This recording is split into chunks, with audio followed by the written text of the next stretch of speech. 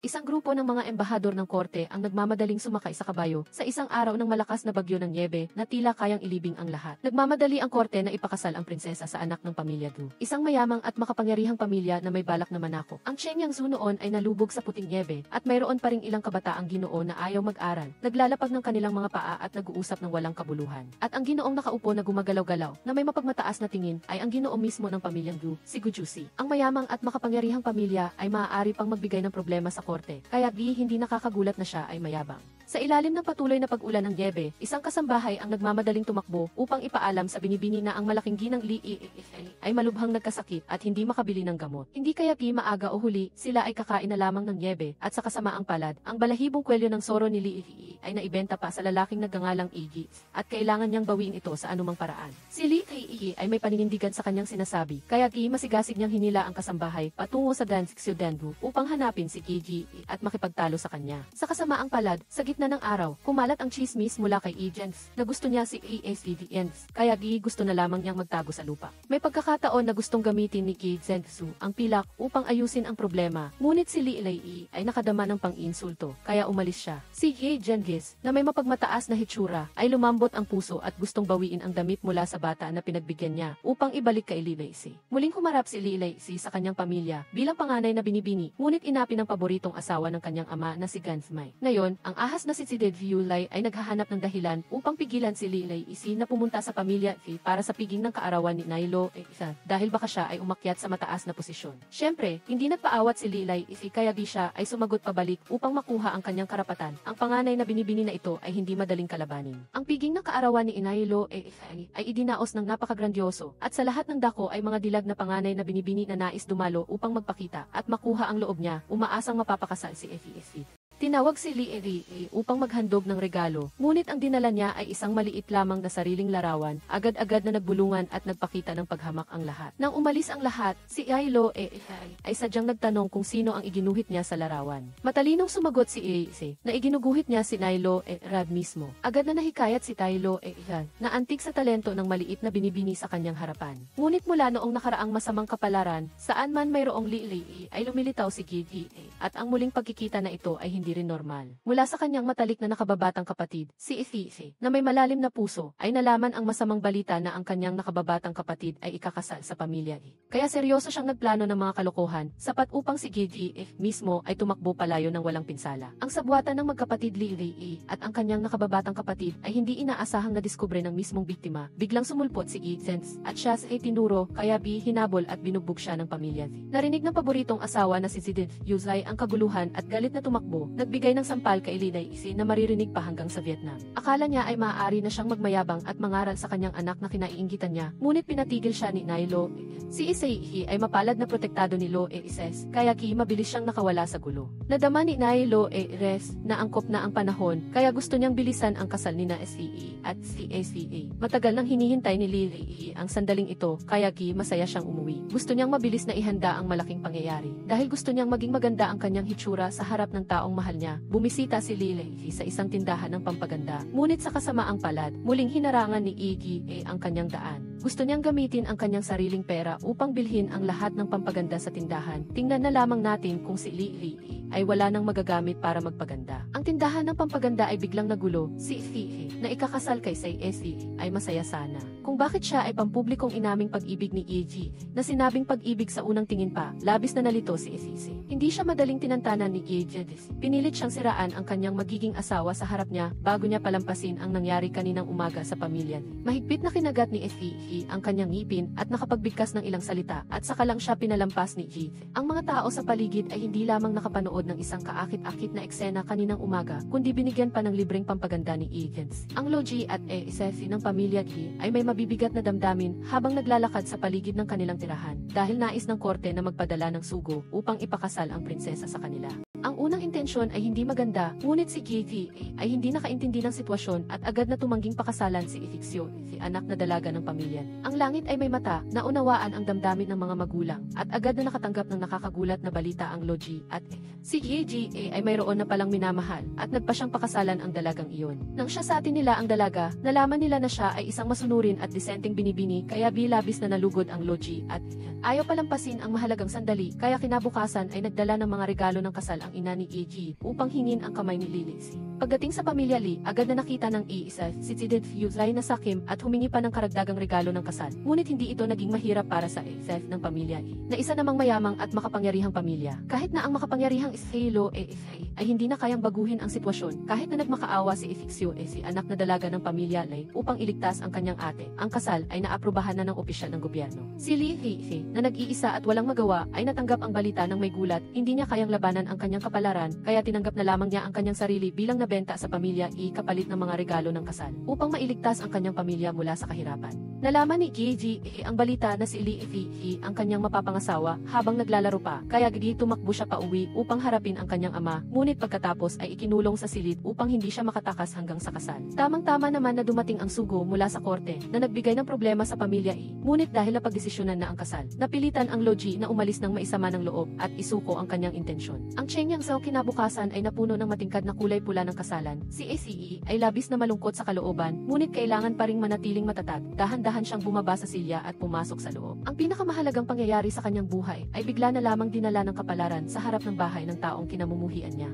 Dumating na ang oras ng seremonya, ngunit nagtataka ang lahat kung bakit hindi pa lumilitaw ang nobyo, baka tumakas na ito. Sa okasyon ng kasal, tanging ang nobya lamang ang nakita na nakatayo mag-isa, kaya sinamantala ng sugo na kumakatawan sa korte ang pagkakataon na linawin ang bagay. Tumakbo siya patungo kay Iggy upang kumpirmahin. At kung ang kasal ay isang huwad, tila ang pamilya Gi ay nagkasala ng pagtataksil. Sinundan ng ama ni Gi ang sugo at nagpaliwanag, ngunit ayaw pa rin itong sumuko, at nang maging mahirap ang sitwasyon para sa lahat, lumitaw si Iggy na nakasuot ng damit ng nobyo. Isang kumpirmasyon lang mula kay Gi ay sapat na para patahimikin ang sugo. Matapos itong ayusin, lumapit siya kay Seisi, at silang dalawa ay nagpatuloy sa pagyuko sa harap ng lahat. Ang seremonya ay natapos na, gabi na at mayroong piging, biglang nagsalita si Iyu. Napakabilis naman ni NVE at mayroon ng tindahan na nakapangalan sa kanya. Tiningnan ng EEA ang hitsura ng ahas at hinamak lamang, matagal na niyang alam ang peking intensyon nito. Kaya iyon ang dahilan kung bakit niya gustong bumawi ng husto sa kanyang manugang. Gustong magpaliwanag ni EU, ngunit sa huli ay pinagsabihan siya ni EES, kaya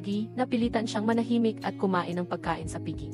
Sa silid ng bagong kasal, ang dalawang magkaribal ay kailangang umupo doon. Akala nila ay tahimik nang natapos ang lahat, ngunit dahil sa ilang salita na hindi sinasadya ni Iggy, napaiyak si Efisi. Paanong maiintindihan niya kung ano ang kailangan niyang tanggapin para lang makaupo rito, at ngayon ay gusto pa niyang mag-isip ng paraan para makipaghiwalay sa huli, saan pa mapupunta ang kanyang dangal. Lumipas ang gabi ng kasalan, at nang sumikat ang araw, pumasok ang kasambahay ni Esi sa silid upang hanapin ang kanyang amo at tawagin siya para magbigay galang kay Iloji. Nakita lamang ng AFA ang kanyang panganay na manugang na nakahiga na nanginginig sa isang sulok ng kama, habang ang bagong kasal na lalaki ay matagal nang tumalon sa bintana at tumakas. Pero si Gizzy, na hangal, ay hindi nakakaintindi sa damdamin ni Efisi, at nagsimula siyang mag-ilusyon kasama ang kanyang mga kaibigan. Iniisip na baka matagal na siyang lihim na gusto ni Efisi. Sa payo ng kanyang mga kaibigan, nagpasya si Gizzy na humanap ng paraan upang itigil ni Efisi ang pagmamahal na iyon para sa kanya, para hindi siya mapunta sa mahirap na sitwasyon. Dinala ng kanyang mga kaibigan si Gizzy sa Dixioden, at gusto nilang magdala siya ng ilang babae pa uwi para pahirapan si Efisi upang mapalaya niya ang kanyang damdamin. Si Gizzy ay palaging naglalaro, ngunit tila hindi siya interesado na pagsilbihan ng mga babae, at nagpahayag lamang siya ng kagustuhan na makipaglaro ng baraha at sabong sa mga dalagang ito. Sa pangunahing bulwagan ng pamilya matapos malaman ang balita na ang kanyang mahal na anak ay tumakas, agad na nagalit si Iloji at gustong hilahin siya pa uwi kaagad. Tamang-tama naman na dumating ang kasambahay ni Esi upang ipaalam na hindi siya maganda ang pakiramdam, kaya hindi siya makakapaghain ng tsaa, at hihingi na lamang siya ng tawad sa dalawa. Mamaya, ang mga biyenan ay hindi man lang nagreklamo. Nag-alala lamang sila para sa kanya. Pagkatapos marinig ang balita na hindi maganda ang pakiramdam ng kanyang manugang, bumisita si Gisei upang magtanong. Nakita niyang malungkot si Efi, kaya nagtanong siya at nakinig sa kwento ni Esisi. Noon lamang naunawaan ni Gisei na ang pamilya pala ang hindi direktang nagtulak kay Sei sa mahirap na sitwasyong ito. Ang mapagpasyahan, hindi na nakapagpakasal sa taong mahal niya, balak niyang magsikap kasama si Iggy. Ngunit nang marinig niya ang ilang walang pananagutang salita mula sa kanya kagabi, labis siyang nadismaya. Mabuti na lang at mahal siya ng kanyang mga biyenan, inalok siya ni Ies na ilabas siya upang magpahinga na mayroon pa siyang kasama. Pagkatapos, dinala ni Gisei si Efi upang mamasyal at mamili, at pagkatapos ay umuwi sila sa kanilang tahanan upang makipag-usap. Nagkwento tungkol sa kanyang sariling kwento ng pag-ibig at nagbahagi ng mga pagsisikap sa pag-aasawa. Hindi pa sapat si Gisei, kaya si Giloji ay pumunta rin upang ipahayag ang kanyang sinseridad kay Seisi, na labis na ikinagalak niya. Mula sa kanyang mga biyenan, narinig ni Esi ang maraming aral at naunawaan ang damdamin ng pamilya pamilya A. Kaya nagkaroon siya ng dagdag na lakas upang malampasan ang lahat. Sa pamamagitan ng sarili niyang karunungan, tinipon ni He ang mga alipin sa pamilya He upang ayusin ang mga alituntunin. Agad na sumunod ang mga alipin sa bahay dahil sa karisma ni He. Gusto niyang gampanan ng tama ang tungkulin ng isang manugang sa pamilya He. Si He ay abala sa kanyang mga bagong gawain, samantalang si Gigi ay abala pa rin sa paglalaro sa Ciudad. Ngunit nagtataka siya tungkol sa kanya. Pero di nagtagal, talagang dumating si He upang hanapin siya. Matapang siyang humugot ng espada at hinarangan ang daanan ni Gigi. Galit na ipinahayag ang kanyang damdamin, pinilit siyang maging responsable para sa kanya. Kung hindi ay parurusahan niya ito. Ang insidente ay nagdulot ng kaguluhan sa Ciudad sa harap ng maraming tao, kasama na si He. At sa sandaling iyon ay mayroon ding dalawang iba pang kabataang Ginoo na nagpaplano ng ilang kahina-hinalang bagay. Para naman kay Gigi, dinala siya kaagad ni He pabalik sa pamilya He para turuan. Gusto niyang lumaban, ngunit ang mga alipin sa bahay ay pinamamahalaan na ni He. Kahit ang kanyang mga magulang ay nagtitiwala lamang kay He, iniwan ang lahat sa kanya at nagbakasyon. Ang pamilya He ngayon ay nakatuon sa pagtuturo sa kanya para sa mga pagsusulit. Si Gigi ay galit na hindi makasagot sa kanyang asawa. Nang gabing iyon, nagpaluto si He ng inihaw na karne sa harap ng silid ni Gigi, sadyang para mang-asar sa kanya. Lihim na tinitingnan ni Gigi ang plato ng karne at ang kanyang puso ay nasasaktan. Inutusan siya ni He na kailangan niyang kabisaduhin muna ang aralin bago siya kumain. Si Gigi ay hindi naman bobo, kaya ginamit niya ang pagkain bilang motibasyon at nakabisado niya kaagad ang ilang kabanata ng libro na labis na ipinagmamalaki ni He. Sa wakas, nakakain din siya ng masarap na pagkain, ngunit hindi pa nagtatagal ang kanyang kaligayahan ay hiniling na ni He na kabisaduhin pa niya ang ilang kabanata. Ang balita na nagdala si He ng seble sa Ciudad ay nakarating sa pandinig ni Iyu. Ang ahas ay natuwa at gustong ikalat ang chismis na ito kay Lilo G at maging kay Lee Ethan. Nais niyang gamitin ang balitang ito upang guluhin sila. Ang pamilya G ay maliwanag pa rin ang ilaw sa gabi. Si Gigi ay kailangan pa rin makipag-ugnayan sa mga libro sa oras na ito. Sa tabi niya ay ang kanyang malapit na utusan na nagtaksil sa kanya at kumampi kay Say si kaninang umaga. Ang utusan ay buong pusong nagpaliwanag na siya ay palaging tapat sa kanya. Ibinigay niya kay Gigi ang isang papel na naglalaman ng schedule ng pamamahala ni He. Ang kanyang mga mata ay lumiwanag, hindi ba mas madali ang buhay kung mayroon siyang ganito?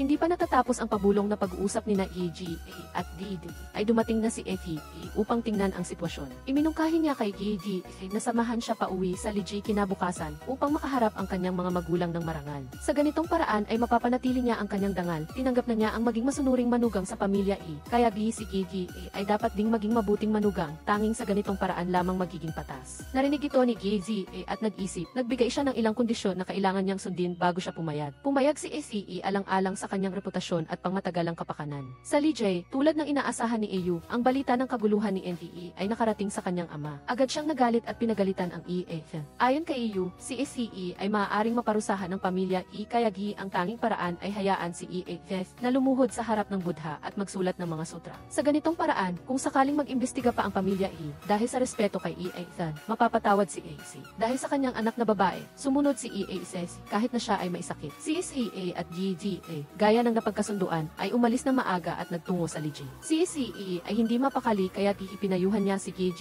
ng husto kaya nabingi na ang kanyang tainga. Ang Liji ng umagang iyon ay nagulat sa dami ng mga regalo na dinala ng karwahe. Sinundan ito ni na SAA at EG at si Lilo G ay medyo nahiya sa mga regalo at inanyayahan ang kanyang anak na babae at manugang na pumasok. Naging maayos ang pagpupulong sa pamilya Lee. Sina GGA at SAE ay alam na alam ang pakikipagtulungan para silang totoong bagong kasal. Walang tigil sa pag-aalala at pagbibiro sa isa't isa. Ang eksenang ito ay nagpainit sa galit ni Iyu. Tanging si E ay lamang ang nakadama ng kapayapaan dahil siya talaga ang tanging taong tapat na nagmamahal kay Seizi. Pagkatapos kumain kasama ang kanyang pamilya, nanatili si E upang kamustahin ang kanyang ina. Si E ay kahit pilit na nagtatago, ay hindi maitago ang katotohanan kay Seizi. Nang malaman niya ang tungkol sa kanyang ina na lumuhod buong gabi sa dambana ng Buddha upang manalangin para sa kanyang kaligayahan dahil lamang sa ilang maling impormasyon mula kay Iyu, nagpasya siyang harapin ito upang protektahan ang kanyang ina. Gustong manatili ni EZ kasama niya, ngunit tumanggi si AC. Ang tungkol sa inggitan sa pamilya Lee, ayaw niyang masangkot si Gigi, kaya nanatili si Evie mag-isa upang harapin ang kanyang pamilya. Ibinunyag niya ang masamang balak ni Ayu na matagal na niyang hindi masabi at gusto rin niyang ituro ang pagkakamali ni Lilo G dahil matagal na itong nagbulag-bulagan sa lahat ng kawalang katarungan. Si Lilo G ay nakadama ng kahihiyan nang kinwestiyon siya ng kanyang anak at binalak niyang disiplinahin si Evie. Ngunit sa harap ng kawalang katarungan ay hindi yumuko si Evie at sa sandaling iyon ay lumitaw si Evie. Hindi siya umalis tulad ng sinabi ni Evie. Kinuha niya ang isang token mula sa pamilya E at ibinigay ito sa utusan ni Lee Ref na may paalala. Gusto niyang gamitin ng utusan ang token na ito upang madalas na makapasok at makalabas sa pamilya E. Iulat ang sitwasyon ni Lee AS kay Sai Se upang maiwasan ang pag-ulit ng ganitong sitwasyon dahil nagsalita na si EG. Wala nang naglakas loob na magbigay ng karagdagang opinyon. Ang sitwasyon ay pansamantalang nalutas. Sa kanilang pagbalik, si ACE ay hindi naglakas loob na magsalita pa. Matapos ang mahabang panahon ay nagawa niyang magbahagi ng kaunti kay EG. Si GZA ay lubos na nakaintindi at nakinig sa kanya. Nakita ni GZA ang pagsisikap ni FEC para sa pamilya kaya naudyukan din siyang magbago at pagkatapos ay nangako siya kay ACEC na mag-aaral siya ng mabuti para sa mga pagsusulit, mananalo ng isang mataas na posisyon. At higitan pa si FESDDNC. Ngunit ang pangako na binitiwan niya kaninang umaga ay malapit nang maging abo sa gabi. Si GGA ay hindi nag-aral noong gabi, hindi niya magagawa. Ang isang tao na may bobong isip at malaking pangangatawan na tulad niya ay paano makakaya. Ngunit si FEE ay matalino, ginamit niya ang pagtitiwala upang palakasin ang loob ni Iggy, kaya nakadama siya ng kaunting kapanatagan. Mabilis na sumikat ang araw, ipinagpatuloy ni SEE ang kanyang misyon ng pagdidisiplina kay Iggy sa pag-aaral. At sa umaga pa lang ay binantaan na niya na hindi siya kakain kung hindi niya matatapos ang ilang kabanata ng libro. Naisip ni GGS na makipag-usap sa kanyang malapit na utusan upang linlangin siya, ngunit hindi ito naging madali. Sa tuwing hindi siya seryoso sa pag-aaral ay dumating si FEC. Dahil sa labis na pagkabagot ni GZA, iminungkahi ni AED ang kasambahay ng ilang karagdagang paraan. Mas mabuting takutin ni ED si FEA. Gamitin ang usapin ng pagkakaroon ng mga anak upang maging maingat siya. Sa ganoon ay hindi na siya makakapiga pa sa kanya. Sinunod niya ang payo ni AED at ng gabing iyon ay isinagawa ni GZA ang plano. Lumapit siya kay Seifi at nagpahayag ng intensyon na magkaroon ng anak sa lalong madaling panahon. Ang kapaligiran sa silid ay naging malabo. Wala pa rin kaba, nakita niyang hindi rin gumana ang paraang ito. Sumuko si GZA. Sawa na siya sa sitwasyong ito at napansin naman ito ni AC. Ang kanyang mapilit na paraan ay hindi angkop para kay EGA, lalo lang itong nagdudulot ng pagod at pagsisikap, kaya iminungkahi rin niya na hindi na siya kailangang magbasa ng mga libro, hindi na niya pakikialaman ang kanyang mga gawain. Pagkasabi nito ay umalis na si Casey sa silid. Si ECA ay puno ng damdamin at sa pagdating ng bagong araw ay agad siyang naglakad-lakad. Bumisita siya sa mga tindahan ng pamilya E. Nais niyang gumugol ng mas maraming oras sa pag-aalaga sa mga gawain ng pamilya E. At sabay-sabay ay ginamit niya ang taktika ng malambot na pamamaraan kay Gigi upang tingnan kung ano ang susunod niyang gagawin. Nakuha ni GZA ang kanyang kagustuhan, hindi na kailangang mag-aral, malaya siyang maglaro, ngunit bigla siyang nakadama ng kalungkutan. Nang malaman niyang si SEE ang direktang nag-aasikaso ng mga gawain ng pamilya E, nasaktan ang kanyang pagmamataas, kaya't dali-dali siyang tumakbo upang tingnan ang sitwasyon. Dumating si GZA sa kinaroroonan ni SEC, ginawa ang lahat upang makipag-usap sa kanya, ngunit tila ayaw siyang pansinin ni SEC. Gusto niyang gamitin ang paraang ito upang mapukaw ang pagpapahalaga sa sarili ni EG. Magiging epektibo lamang ito kung kusang loob siyang magsisikap. Matagal na nag-aalangan si GGA. Nakita niyang muntik nang masaktan si FEC, kaya mabilis niyang hinawakan ang kamay nito. Ang pangyayaring ito ay nagbigay ng kaunting init sa puso ni FEC. Si GGA ay nahihiya at gustong umalis. Hihintayin niya si FEC matapos ang kanyang trabaho at susunduin siya. Tamang-tama naman na may isang negosyante na madalas kumuha ng paninda mula sa pamilya G ang tumakbo at humiling na kumuha ng paninda ng utang. Ang kanyang negosyo ay hindi gaanong maganda. Maaari lamang siyang magmakaawa kay Saisi na payagan siyang umutang. Ang tagapamahala ng tindahan ay hindi pumayag, ngunit si FEE ay may busilak na puso at matapang at may tiwala. Gustong gamitin ang kanyang dowry bilang kolateral upang tulungan ang negosyante na makautang. Ang kanyang pagiging mapagpasya at kabutihang loob ay hindi sinasadyang nasaksihan ni E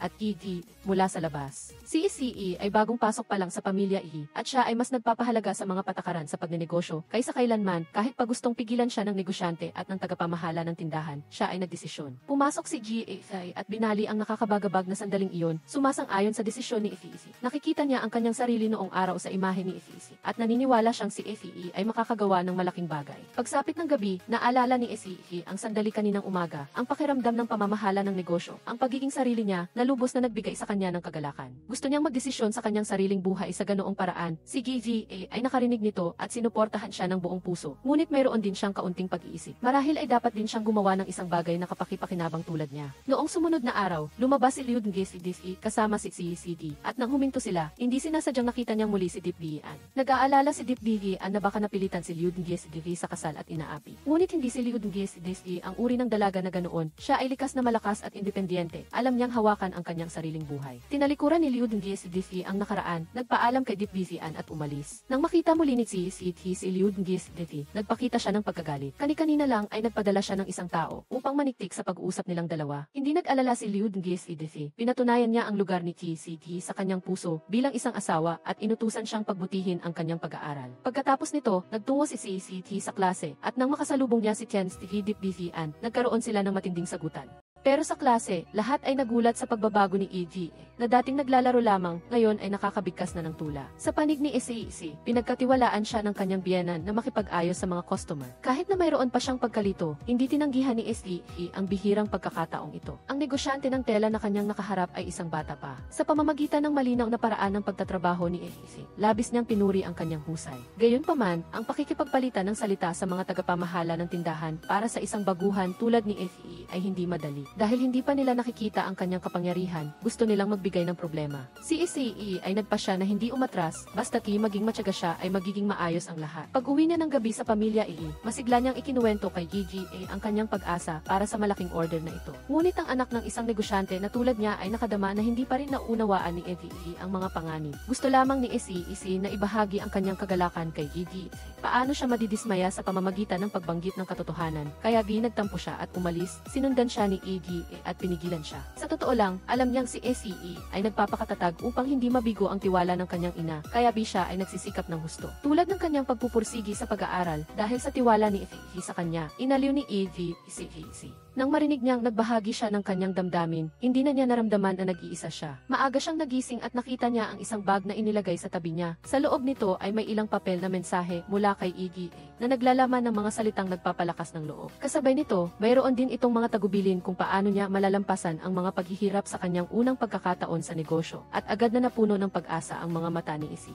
Ayon sa payo ni Igi, diretsong lumapit si Isi kay Isi din, tagapamahala dahil isa siyang bagong tauhan, mas magiging madali ang lahat kung mapapasunod niya muna ito. Madaling sumunod si Isi din kay Isi. Pagkatapos ay naglaan siya ng oras at pagsisikap upang bumisita sa mga tindahan at kumonsulta sa mga nakatatandang tagapamahala ng tindahan. Mas marami siyang malalaman, mas madaling masusundan ang transaksyon na ito. Kahit sa oras ng hapunan ng pamilya ang nasa isip lamang ni Egi ay ang mga libro. Hindi niya napansin ang balita na pinuri siya ng guro ni Egi sa klase dahil sa kanyang malaking pag-unlad. Bago pa man siya matapos kumain, humingi na ng paalam si Egi upang umalis at tingnan ang kanyang mga libro. Kinabukasan, inaasahan na mapipirmahan ang transaksyong ito, ngunit hindi inaasahang tumanggi ang negosyanteng si Zulobi dahil nakahanap na siya ng ibang partido na mas maaasahan. Nagulat si FA at hindi nakaintindi ayon kay Zulobi.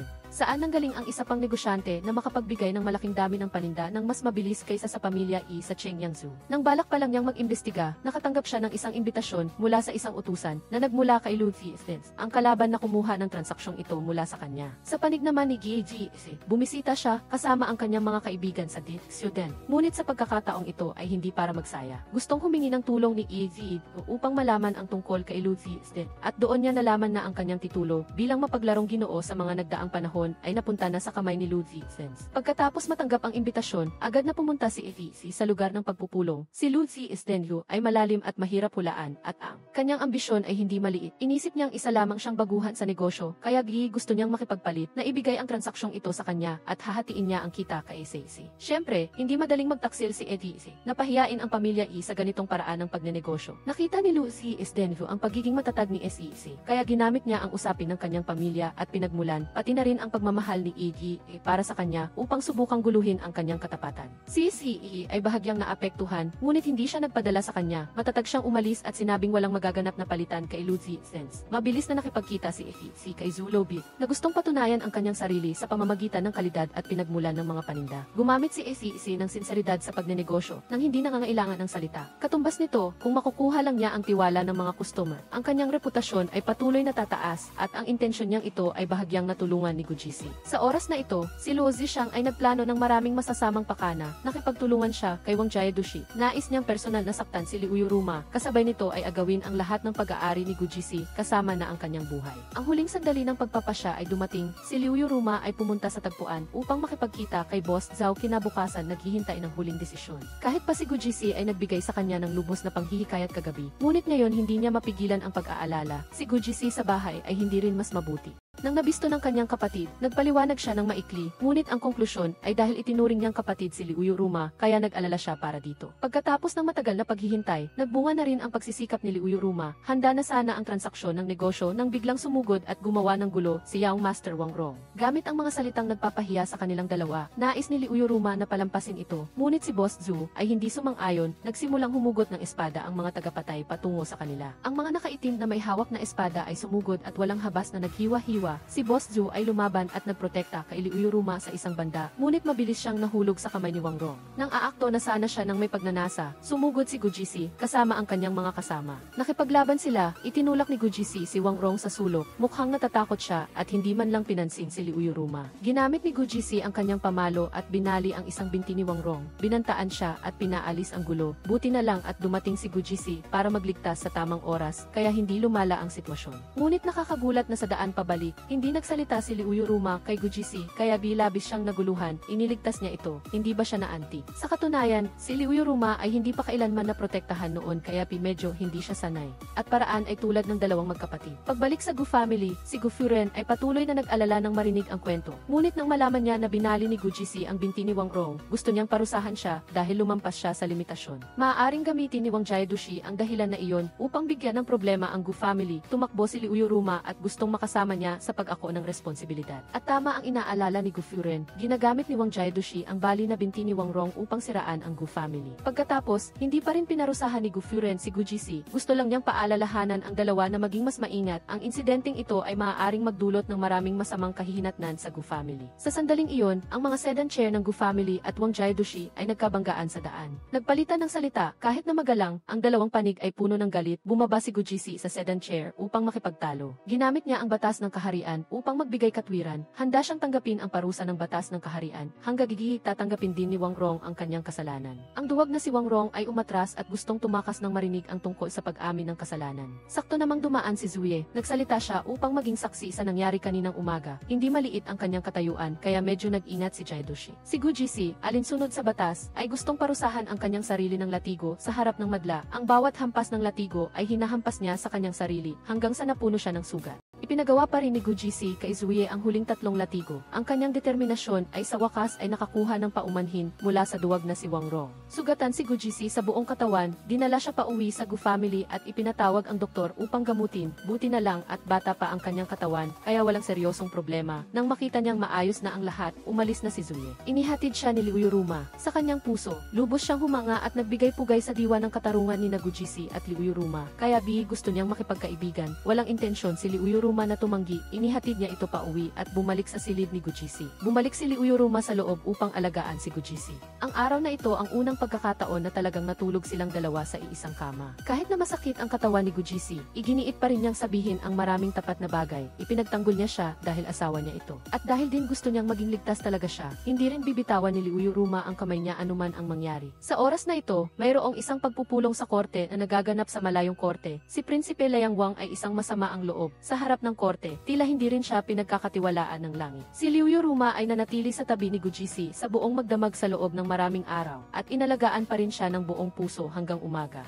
Naalala niya ngayon ang araw ng paghahatid ng unang batch ng paninda kay Young Master Zhao, kaya tahimik na umalis si Liu Yuruma. Pagkatapos magkunwari sandali ni Gujisi, tumayo na rin siya. Hindi naman siya masyadong pagod, nagkunwari lang siya dahil gusto niyang mas bigyan siya ng atensyon ni Liu Yuruma. Mabilis na pumunta si Liu Yuruma sa tindahan. Pagkatapos ayos ng lahat, handa na siyang umuwi nang makita niya ang kanyang biyenan. Ipinaalam ni Gu Furen kay Liu Yuruma na kailangan nilang umalis sa Yangzhou, at ang dahilan ay dahil tinanggihan ni Gujisi ang kasal sa prinsesa mula pa noong una, kaya ang Gu family ngayon ay hindi na paborito ng emperador. Iminungkahi ni Gu Furen kay Liu Yuruma na pag-isipan ang pakikipaghiwalay kay Gujisi upang manatili sa Yangzhou dahil ayaw niyang magdusa si Liu Yuruma. Bumalik si Liu Yuruma sa silid ni Gujisi. Medyo gulong-gulo ang kanyang kalooban dahil sa sinabi ni Gu Furen. Bigla siyang nakakita ng mga buto ng paa ng manok na nakakalat sa mesa. May naramdaman siyang kakaiba. Nilapitan niya si Gujisi upang magtanong. Pagkatapos ay hinila ang isang lalaking tagapaglingkod na nagtatago sa silid. Mabilis niyang inamin ang lahat ng pagpapanggap ni Gujisi sa mga nakaraang araw. Si Liu Yuruma ay ay may maraming alalahanin sa kanyang puso. Nang makita niyang si Gu Jisi ay nag-aalala lamang na paglaruan siya, mas nag-alala siya para sa Gu family. Sa panig ni Luo Zixang, si Wang Jiadushi ay tumakbo dito pagkatapos ng insidente sa Gu family upang hilingin sa kanya na mag-isip ng paraan. Si Luo Zixang ay malalim ang kalooban, gusto niyang dahan-dahang maghintay ng tamang pagkakataon. Ang Gu family ay unti-unting nawawalan ng kapangyarihan. Kaunting tiyaga lang ay makakakilos na siya. Ngayon, tinipo ni Gu Furen ang lahat ng tindero upang talakayin kung saan sila pupunta sa hinaharap. Tila walang lugar na mas maayos kaysa sa Yangzhou. Habang nag-uusap, biglang tumakbo ang isang lalaki na mukhang natataranta at nagbigay ng balita. Lumabas kaagad si Gu Jisi nang marinig niyang dumating si Yang Master Zhou. Sabi niya, narinig daw niya na pupunta siya sa Lang Xiaofang para makipagpustahan sa horse jumping kay Miss Sifeng. Si Gu Furen at Liu Yuruma ay sumakit ang ulo nang marinig na naghahanap na naman ng gulo si Gu Jisi. Nais ni Liu Yuruma na pumunta sa Lang Xiaofang nang mag-isa upang pigilan si Lan Jun, kaya humingi siya ng pahintulot na umalis. Ang pustahan sa horse jumping ay isang pustahan na walang balikan. Nag-aalala si Liu Yuruma na sa huli ay ang buhay na lang ang ipupusta. Nang tumakbo siya sa Lang Xiaofang, nakita niya si Gu Jisi na nakaupo sa tapat ni Miss Sifeng sa mesa ng pustahan. Si Ziuye ay nag-aalangan na nagpaliwanag na ang kanyang nakababatang kapatid ang gumawa ng gulo. Wala siyang magawa kaya lumapit siya kay Gu Jisi para humingi ng tulong, kaya nangyari ang sitwasyon na ito. Si Miss Sifeng ay walang balak na palayain si Gu Jisi habang hindi pa tapos ang pustahan. Pagkatapos, umakyat si Liu Yuruma sa mesa ng pustahan sa tabi ni Gu Jisi at naging taga-alog ng dice. Ang pustahan ay nagaganap ng napakaigting. Natalo na si Gu Jisi sa ika-6 na round, ngunit wala siyang balak na huminto. Nagduda si Miss Sifeng dahil dito. Ano pa kayang panlilin lang ang mayroon siya? Pagkatapos mag-isip ng matagal, sa ika-7 pag-alog ng dice, biglang umamin ng pagkatalo si Miss Sifeng kaya naligtas ang buhay ng nakababatang kapatid ni Yang Master Zhou. Sa daan pabalik sa bahay, medyo humanga si Liu Yuruma kay Gu Jisi. Nakita niya ang kakayahan ni Gu Jisi at labis siyang humanga. Si Miss Sifeng pala ay tauhan ni Luo Zixang na ipinadala upang guluhin si Gu Jisi, ngunit nabigo sa pagkakataong ito. Si Gu Jisi, si Liu Yuruma at magkapatid na Ziuye ay bumalik sa Gu family para kumain. Nagtataka si Ziuye kung anong pakulo ang ginamit ni Gu Jisi para takutin ang God of Gamblers na si Miss Sifeng. Sa totoo lang, wala masyadong ginawa si Gu Jisi. Malaking bahagi ay dahil kay Liu Yuruma na tahimik na nakaunawa sa kanyang ibig sabihin at nakipagtulungan sa ilang maliliit na pag-arte. Hindi inaasahan na natakot niya ang mahina ang loob na si Sifeng na nagpilit sa kanya na umamin ng pagkatalo. Pagkatapos kumain at mabusog sa loob ng bahay, silang tatlo, sina Gu Jisi, Liu Yuruma at Ziuye ay lumabas sa bakuran upang magkwentuhan sa ilalim ng buwan. Bilang isang taong nakipaglaban sa larangan ng digmaan, mayroon siyang malaking pangarap, mas marami siyang sinasabi, mas nagiging masigla siya. Ang tatlo pagkatapos ay nagpasya na makipagpalitan ng mga sumpa bilang magkakaibigan sa ilalim ng puno ng peach sa hardin. Si Gu Jisi ang pinakamaingay sa pagpapalitan ng mga sumpa, at siya rin ang nalasing, inalalayan siya ni Liu Yuruma papasok. Sa kanyang pagkalasing, inamin ni Gu Jisi na hindi siya natakot na mawalan ng anuman sa pagsusugal noon. Ngunit ngayon ay natatakot na siya dahil nasa tabi niya si Liu Yuruma. Ang salitang ito ay nagpatibok sa puso ni Liu Yuruma, dahan-dahan niyang ipinasandal si Gu Jisi sa kanyang dibdib at nakatulog. Alam na rin ni Liu Yuruma ang kanyang nararamdaman, kinabukasan ay nagpunta siya kay Gu Furen at inamin na gusto niyang sumama sa Gu family na umalis sa Yangzhou. Gayon din, naisip niya na ang lugar kung saan maaaring lumipat ang Gu family. Sa oras na iyon, papalapit na rin ang eksaminasyon ni Gu Jisi. Si Gu Furen at Liu Yuruma ay pumunta sa Badha Hall upang magdasal at humingi ng pagpapala para sa eksaminasyon ni Gu Jisi. Tumakbo si Gu Jisi at nagreklamo ng kaunti pagkatapos ay umalis. Hindi naman kailangang maging ganoon kalaki ang drama. Paglabas pa lang, nakita agad ni Gu Jisi ang kanyang ama na nagrereklamo tungkol sa kanyang sulat kamay. Ang sulat kamay na parang kinamot ng manok, kahit maganda pa ang sagot sa eksaminasyon ay mahirap pa ring makapasa. Hindi maintindihan ni Gu Jisi, ang kanyang eksaminasyon lang ang dahilan kung bakit nagkakagulo na ang buong Gu family. Sa wakas, dumating na ang araw ng pag-alis ni Gu Jisi para sa eksaminasyon. Inihatid siya ng buong pamilya ng Gu family hanggang sa tarangkahan. Kagabi ay tiniyak ni Gu Jisi kay Liu Yuruma na tiyak siyang papasa sa pagsusulit. Hindi niya alam kung matutupad ba talaga niya ang kanyang sinabi. Maagang dumating si Gu Jisi, nakipagkita sa kanyang mga kapatid at may kumpiyansang pumasok sa lugar ng pagsusulit. Lumipas ang 9 na araw ng pagsusulit, ang Gu family ay pansamantalang nagpahinga, naghihintay ng resulta ni Gu Jisi. Nagsisinungaling si Gu Jisi kung sasabihin niyang hindi siya nag-aalala. Nagreklamo siya kay Liu Yuruma na paano kung hindi siya pumasa, paano kung hindi siya kasing taas ng ranggo ni Yeshan. Tiyak na sisihin niya ang kanyang sarili ng husto. Ngunit hindi ito alintana ni Liu Yuruma. Kung hindi siya makapasa, kukuha ulit siya. Para sa kanya, walang huli para magsimula. Napakabuti na ng pagsisikap ni Gu Jisi. Malapit nang lumipat ang Gu family, si Gu Furen at Gu Laoy ay medyo nag-aalala. Hindi marami ang kayamanan na madadala nila. Ang Ang sitwasyon ngayon ay nawala na, ang kaisa-isang manugang na babae ay nagpapakahirap din sa negosyo. Ang Gu family ay kailangang tumayo sa sarili nitong mga paa sa darating na panahon. Nang makita na gusto ni Gu Jisi na lumabas upang magsaya, pumayag lang si Gu Laoye at pinaalis siya bilang isang ama at ina. Pareho silang ayaw na malaman ng kanilang mga anak ang sitwasyong ito. Ngunit hindi nila alam, si Gu Jisi ay matagal nang nakikinig sa kanilang pinag-uusapan sa labas. Sa pangunahing tindahan ng Gu family, si Liu Yuruma ay nagsisikap pa ring makipag-usap upang makahanap ng paraan upang mapabilis ang pagbebenta ng mga paninda dahil malapit na silang lumipat, kaya mas maraming paninda ang kailangang maubos. Mas mabuti, abla si Liu Yuruma nang tumakbo si Gu Jisi sa kanya, nagpahayag ng intensyon na magpaturo sa kanya sa negosyo. Nang makita ang taos-pusong pakiusap ni Gu Jisi, ngumiti si Liu Yuruma at pumayag. Kahit nalihim na isinasagawa ng Gu family ang plano na lumipat sa Yuzhou, hindi pa rin sila nakatakas sa paningin ni Yang Master Luo at Wang Jiedushi. Sadyang inilabas ni Luo Zixang ang balita na ang mga ari-arian ng Gu family ay unti-unting inililipat sa Yuzhou kay Jiedushi. Kung paano niya gagamitin ang balitang ito ay nakasalalay sa kanyang desisyon. Si Luo Zixang ay parang taong nagmamanipula lamang sa likod. Matapos magdesisyon si Liu Yuruma na umalis kasama ang Gu family, hindi pa rin siya mapakali sa pag-iisip sa kanyang ina, kaya naghanap siya ng dahilan upang lumabas ng sila lang upang mag-usap. Gusto niyang sumama ito sa kanya sa Yuzhou. Umiiyak si Liu Yuruma, ginawa ang lahat upang kumbinsihin si Liu Furen. Mula ngayon ay sapat na ang kanyang kakayahan upang alagaan ang kanyang ina sa tamang paraan. Sa wakas ay pumayag si Liu Furen dahil sa determinasyon ng kanyang anak. Nagpunta ang mag-ina sa kanilang lumang bahay upang bumisita. Habang naglilibot sa hardin, hindi sinasadyang natuklasan ni Liu Yuruma ang dalawang mamahaling bato na nakatago sa isang puno. At ang dalawang mamahaling bato na iyon ay katulad ng ibinigay ni Luo Zixang sa kanya sa una nilang pagkikita. Ang kakaibang pangyayaring ito ay nagdulot ng hinala kay Liu Yuruma.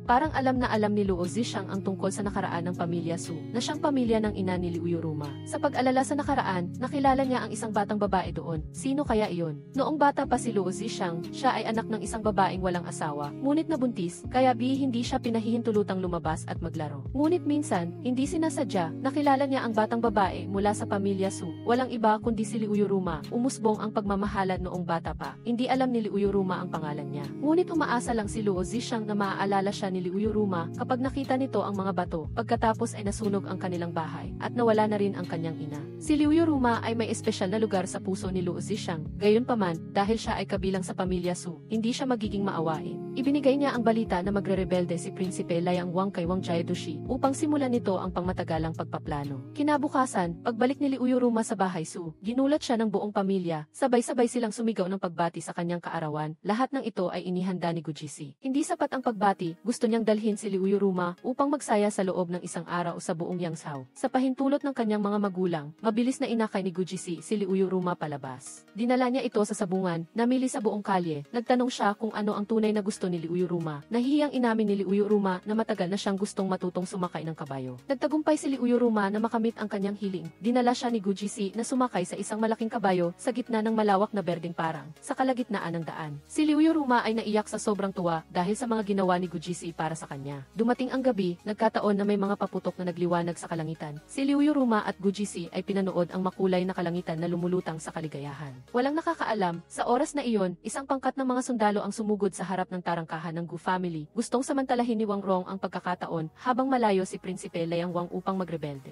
Ginawang dahilan ang lihim na paglilipat ng Gu family ng mga kalakal bilang tangkang paghihimagsik. Gustong pumasok at maghanap, ngunit hindi siya madaling makapasok. Inutusan ni Gu Furen si Jiano na maghanda na umalis kaagad. Pumasok din ang mga sundalo at nagmasakar sa Liu family. Sinaksak si Liu Laoye at namatay. Nakatakas si Liu Furen salamat sa tulong ng isang tao mula sa Gu family, ngunit dahil sa awa, isinama niya ang mag-ina ni Aunque. Magulo ang Yangzhou sa gabi, tumakbo ang dalawang kapatid ni Gu Jisi sa kanya para magbalita. Ayaw ni Gu Jisi na mapahamak si Liu Yuruma, kaya nagsinungaling siya, ipinagkatiwala siya kay Chen Xin at umalis. Noong hindi pa alam ni Liu Yuruma kung ano ang nangyayari, biglang dumating ang tauhan ni Luo Zixang at binigyan siya ng sulat. Ang nilalaman ng sulat ay may kinalaman sa Gu family. Pinipilit si Liu Yuruma na makipagkita sa kanya. Iminungkahi ni Luo Zixang na sumama sa kanya si Liu Yuruma. Magulo na ngayon ang Luoyang, napapalibutan ng apoy, at mamamatay rin si Gu Jisi ngayong gabi. Nagulat si Liu Yuruma sa balita at kaagad na umalis. Nakita niya ang isang lalaki at dinala siya sa naghihintay na si Gu Furen, ngunit hindi pa rin niya nakikita ang kanyang ina dito. Tumingin sa paligid ng bangka si Liu Yuruma, hindi nakita ang kanyang ina, ni sina Gu Laoye at Gu Jisi. Sa sandaling iyon, tumakbo si Aunque kasama ang tatlong bata.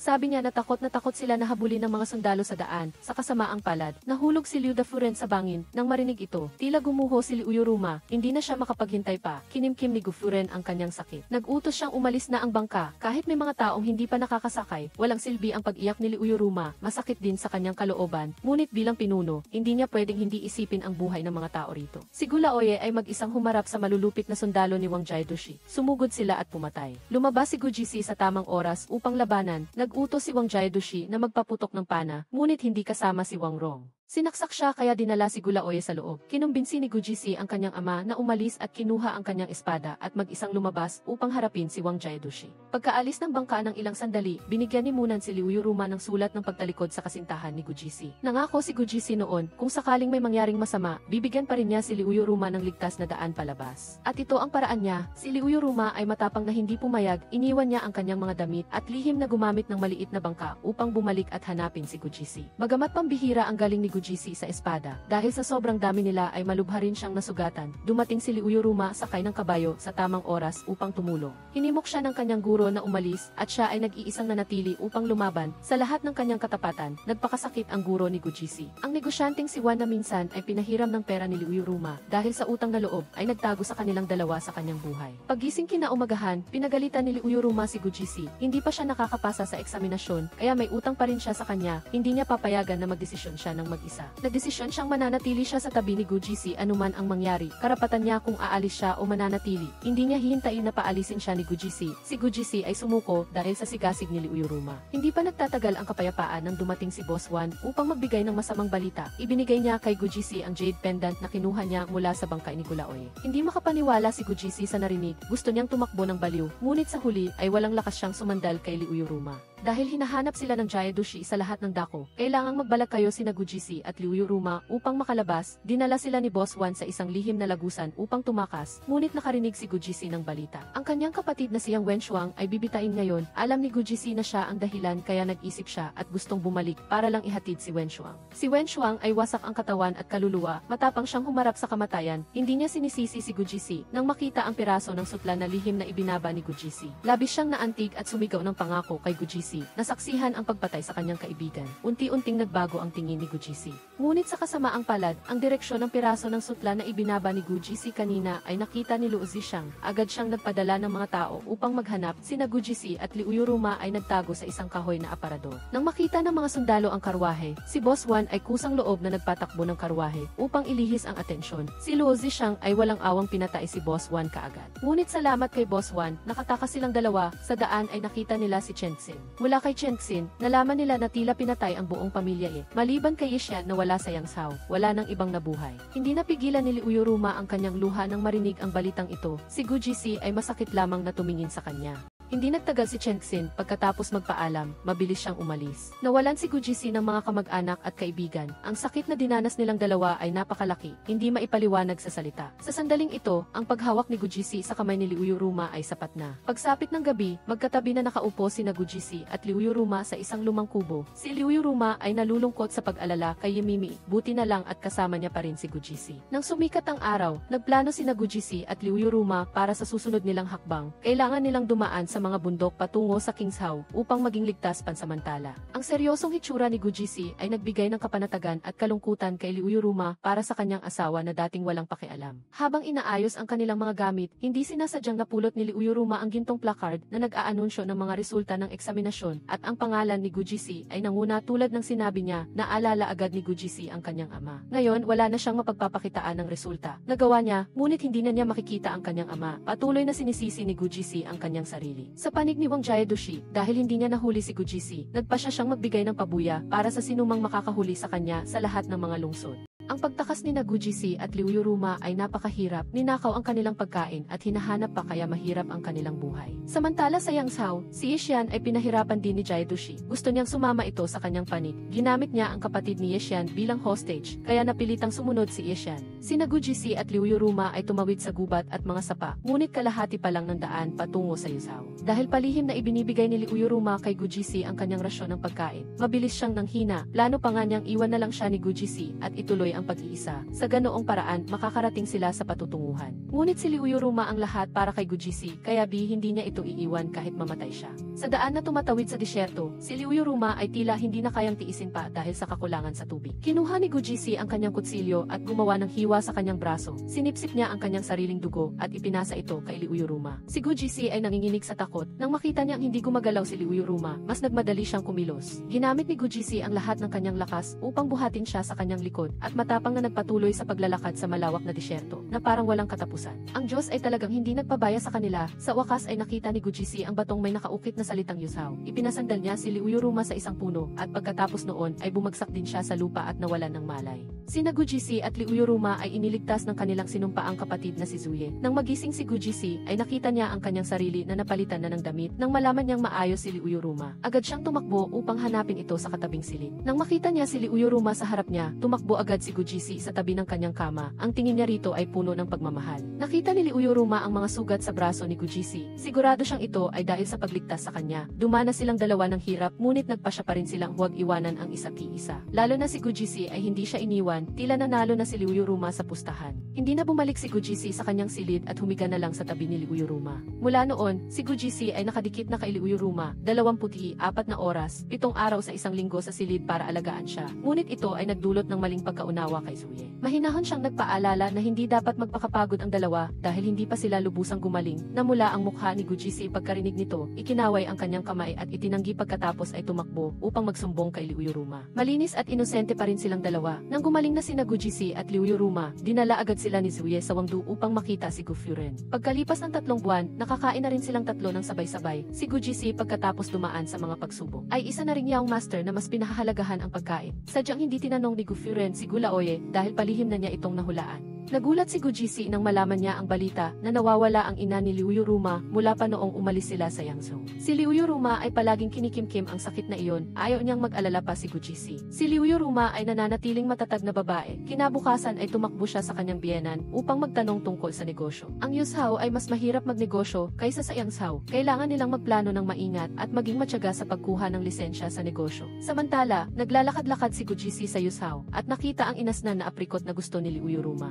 Bumili agad siya ng marami para sa kanya. Ngunit nang makita ni Liu Yuruma ang inasnan na aprikot, naisip niya agad si Liu Furen. Hindi niya napigilang tumakbo palabas at umiyak ng humihikbi. Sa wakas ay nailabas ni Liu Yuruma ang emosyon na matagal na niyang kinikimkim. Hindi siya iniwan ni Gujisi kahit isang hakbang. Sa tabi niya, nagkwento siya tungkol sa kanyang ina hanggang gabi. Inamin din ni Liu Yuruma na palagi siyang namumuhay ng may kalkulasyon dahil itinuro sa kanya ng kanyang ina na kailangan niyang isipin ang mas malaking larawan sa lahat ng kanyang ginagawa. Minsan inakala ni Gujisi na masyado siyang mapagmanyobra. Mapanganib ngunit ngayon ay nakikita niya na ang ugali niyang iyon ay napakalakas at matatag. Kinabukasan, nagpatuloy si Gujisi sa pag-ikot sa Yuzhou. Nakita niya ang isang grupo ng mga bata na gumagala sa kalye na gutom, kaya bumili siya ng maraming pagkain upang ibahagi sa kanila. Ang Yuzhou ay nagkaroon ng bagong simoy ng hangin, habang si Liu Yuruma ay binibigyan ng inspirasyon ni Gujisi, kaya nagkaroon siya ng lakas ng loob na samahan ang kanyang biyenan upang kumuha ng lisensya sa negosyo. Gayunpaman, hindi naging madali ang lahat. Ang Yuzhou ay nakatuon lamang sa agrikultura at hindi maganda ang tingin sa mga negosyante. Hindi makahanap ng paraan ang Gu family upang umunlad. Si Gu Furen ay napabuntong hininga sa malabong hinaharap. Naniniwala pa rin siya na si Gulaoye ay babalik. Ngunit pagtingin sa dalawang kabataan sa harap niya, inihayag niya na si Liu Yuruma na ang magiging pinuno ng Gu family at tatanggapin ang lahat ng otoridad mula sa kanya. Nais na lamang niyang umalis dahil hindi na niya kayang mamahala pa. Hindi na hinayaan si Liu Dengisi na magsalita. Nagmamadaling umalis ang ginang. Nanatili si CCT at Liu Dengisi upang talakayin ang pakana ni Stit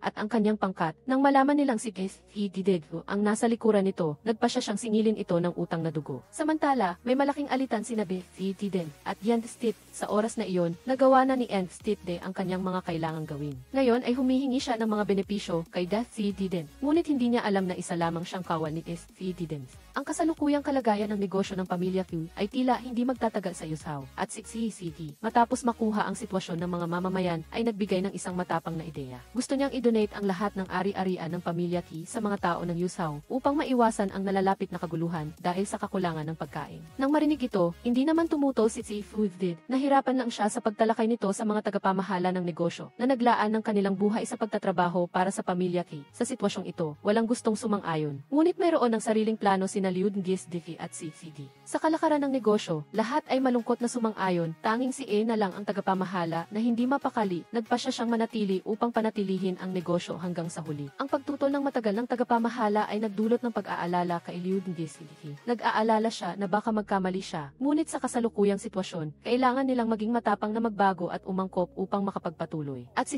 CD ay nanatili sa kanyang desisyon. Kinabukasan, tumakbo siya sa lugar ni tagapamahala A. Inaasahan niyang tatanggi ito muli, ngunit sa halip ay binanggit nito ang kahulugan na nais dalhin ng negosyo ng pamilya Fi, katulad ng gagawin ni CCD. Ang negosyo ay hindi lang usapin ng isang pamilya. Dumating si Liu Gisdifi sa lugar ni Nick Xiansheng upang tingnan ang kanyang pagkalkula ng mga account. Si Nick Xiansheng ay labis na nalulungkot kaya gusto niyang kalkulahin ito ng mabuti sa huling pagkakataon. Hindi maitago ni Liu Gisdifi ang kanyang kalungkutan nang makita ito. Sa mismong sandaling iyon, tinawag siya ng ginang upang makipag-usap. Alam niyang nag-aalala si Liu Gisdifi kaya binigyan niya ito ng lakas. Siya ay minsan nang nakipagsapalaran sa ganoong paraan noong araw. Dahil doon, napalago niya ang pamilya Fi hanggang sa kasalukuyan, kaya ngayon ay labis din siyang sumusuporta sa desisyon nila ni CCT. Nakita ni Liu Gisdifi ang pagsisisi sa kanyang mga mata. Iminungkahi ni Liu Gisdifi na magpaalam ang ginang sa mga tagapamahala sa huling pagkakataon, ngunit wala siyang lakas ng loob. Hindi niya alam na lahat sila ay dumating na sa pintuan upang makita siya. Sabay-sabay na nagpaalam ang mga tagapamahala sa ginang na naging dahilan upang hindi na niya mapigilan ang kanyang sarili at umiyak ng umiyak sa isang buong buhay na pakikipagsapalaran kasama ang pamilya Si. Hindi niya malilimutan ang kanilang kabutihan. Nag-usap muli sina CCT at Liu Gisdifi noong gabing iyon. Naramdaman nilang hindi pa rin maganda ang ideya na ibigay ang mga ari-arian kay Edith Jayadushi sa Yuzhao. Madali itong magdulot ng inggit sa ibang mga lungsod. Mas mabuting ibigay ito kay Chu Qiankun. Ang Yuzhao ay hindi lang nangangailangan ng pagkain, kundi kailangan ding palakasin ang militar. Nang magkaisa sa ideyang ito, mabilis na nagtungo si CCC kay Chu Dip upang magbalita at nagbigay pugay si Chu Sansi bilang pasasalamat sa kabutihang loob ng pamilya Si. Kaya mabilis na isinagawa ang lahat sa ilalim ng pamamahala ng Batang Ginang at Batang Ginoo at ang mga materyales mula sa pamilya Tu ay inilipat na rin.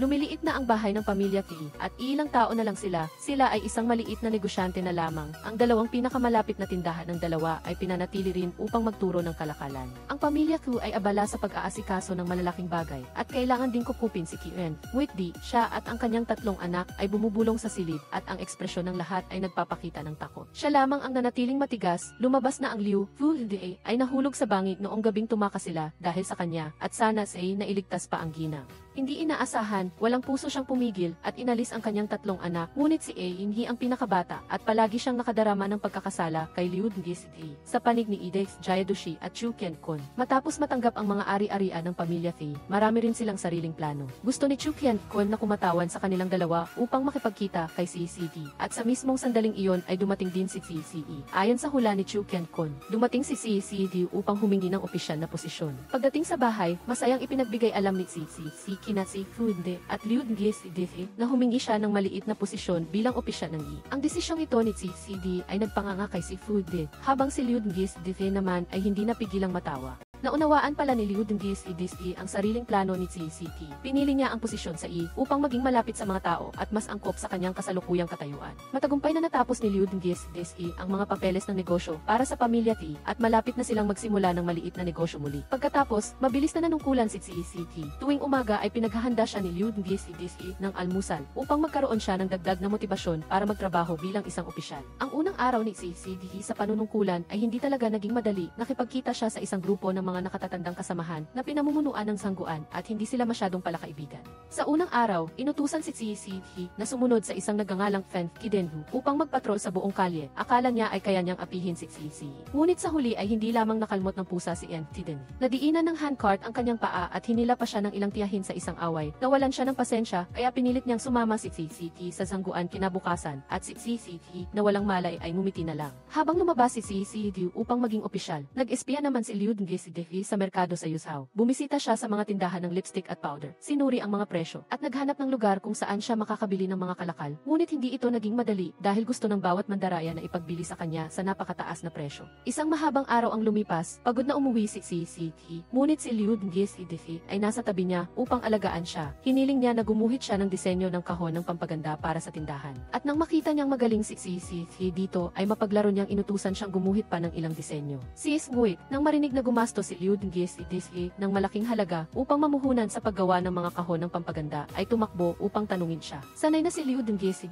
sa kanyang ugali kaya hindi na siya nagpaliwanag pa. Ang lahat ng ginagawa niya ay pinag-isipan na ng mabuti. Kinabukasan, sumama si CCT sa zangguan sa kalye at nagkataon namang may nakasagutan siyang 2 tao. Sinira ng asno ang basket ng gulay ng isang tao kaya sinakta ng taong iyon ang asno at ang 2 panig ay ayaw magpatalo. Dahil walang karanasan si CCT, aabutan na sana niya ng maliit na halaga ng pera upang ayusin ang problema. Ngunit salamat sa zangguan nagkasundo sila. Natuto pa si CCT at alam na rin ng zangguan na tapat si CCT kaya hindi na siya masyadong naiinggit sa kanya. Dumating si AC Nam at nakita niya ang paghihirap ni Gongzi kaya hindi siya sumang-ayon. Ngunit si CCT ay may ambisyon. Hindi na siya takot sa paghihirap. Kung hindi niya ito magawa, paano niya mapapamahalaan ang Yusao sa hinaharap tulad ng gusto niya. Nagtungo muli si Liu Dengisi sa kalye ngayon at nakakita siya ng isang karwahe ng bulaklak. Ginamit niya ang kanyang katalinuhan upang makipagpalitan ng salita sa may-ari at makuha ang lahat ng nalalanta ng mga bulaklak upang gamitin bilang sangkap. Hindi lamang nakatipid sa pera para sa sangkap kundi nakakuha pa ng maraming dekalidad na kosmetiko. Si Nguit na sumama upang tumulong ay hindi masyadong masaya, ngunit nang marinig niya ang tungkol sa pagkuha ng komisyon sa pagtatapos ng taon, naging mas masigla siya kaysa dati. Buong puso at kaluluwa si Liu Dengisi sa paghahanda para sa pagbubukas ng tindahan ng lipstick at powder. Umupo siya kasama si CCD upang isipin ang isang espesyal na pangalan para sa tindahan. Mula sa isang tula ni CCD, ang tindahan ay pinangalan ng Huarong Magandang Anyo sa isang napakagandang estilo. Nagbukas ang tindahan ng Huarong sa isang magandang umaga. Bumisita si Chudip upang batiin siya, kaya binigyan siya ni Liu Dengisi ng maraming magagandang bagay upang maibigay sa kanyang mga kakilala para subukan. Isa rin itong matalinong paraan na pinili ni Liu Dengisi upang ipromote ang mga kosmetiko mula sa kanyang tindahan. Nagbukas na ang tindahan ng Huarong ngunit hindi masyadong maganda ang benta. Sa loob ng higit sa 10 araw ay iilang maliliit na gamit lang ang naibenta. Mayroon pang taong gustong bumili ng kahon ng lipstick at powder para lagyan ng pagkain na nagbigay ng matinding sakit ng ulo kay Liu Dengisi. Nabigo ba ang kanyang promotion na kampanya? Si CCD, nang matanggap ang kanyang sweldo, ay bumili agad ng isang kahon ng powder sa tindahan para sa kanyang asawa. Nang malaman niyang hindi maganda ang bentahan, maaari lamang niyang aliwin si Liu Dengisi na maging matyaga pa ng kaunti. Bigla, isang araw, talagang dinala ni Chu Funde ang ilang mga kaibigan upang tingnan ang lipstick at powder sa tindahan. Dahil sinubukan niya ang mga kosmetiko mula sa tindahan na dinala ni Chudip. Ang dekalidad na kosmetiko na may ganoong kagandahan ay labis na nagustuhan ng lahat ng mga ginang. Ang bawat isa ay pumili ng maraming bagay na iwi, kasama na ang mga pre-order. Umuwi si CCT mula sa trabaho at nakita niya si Liu Dengisi na may dalang isang basket ng pagkain. Nagtataka siya kung anong okasyon mayroon na yon. Masayang ipinagbigay alam ni Liu Dengisi ang bilang ng mga produkto na naibenta lamang ng tindahan na nagpahiya sa kanya. Lumabas na may kaunting pagkilos si CCT. Gumamit siya ng kaunting wine scheme upang mapilitan si Chudip na papuntahin si Chu Funde sa tindahan. Kung hindi siya makakabili ng sapat na kalakal sa oras. Malaki ang tubo ng negosyo, ngunit hindi pa rin naging kampante si Liu Dengisi.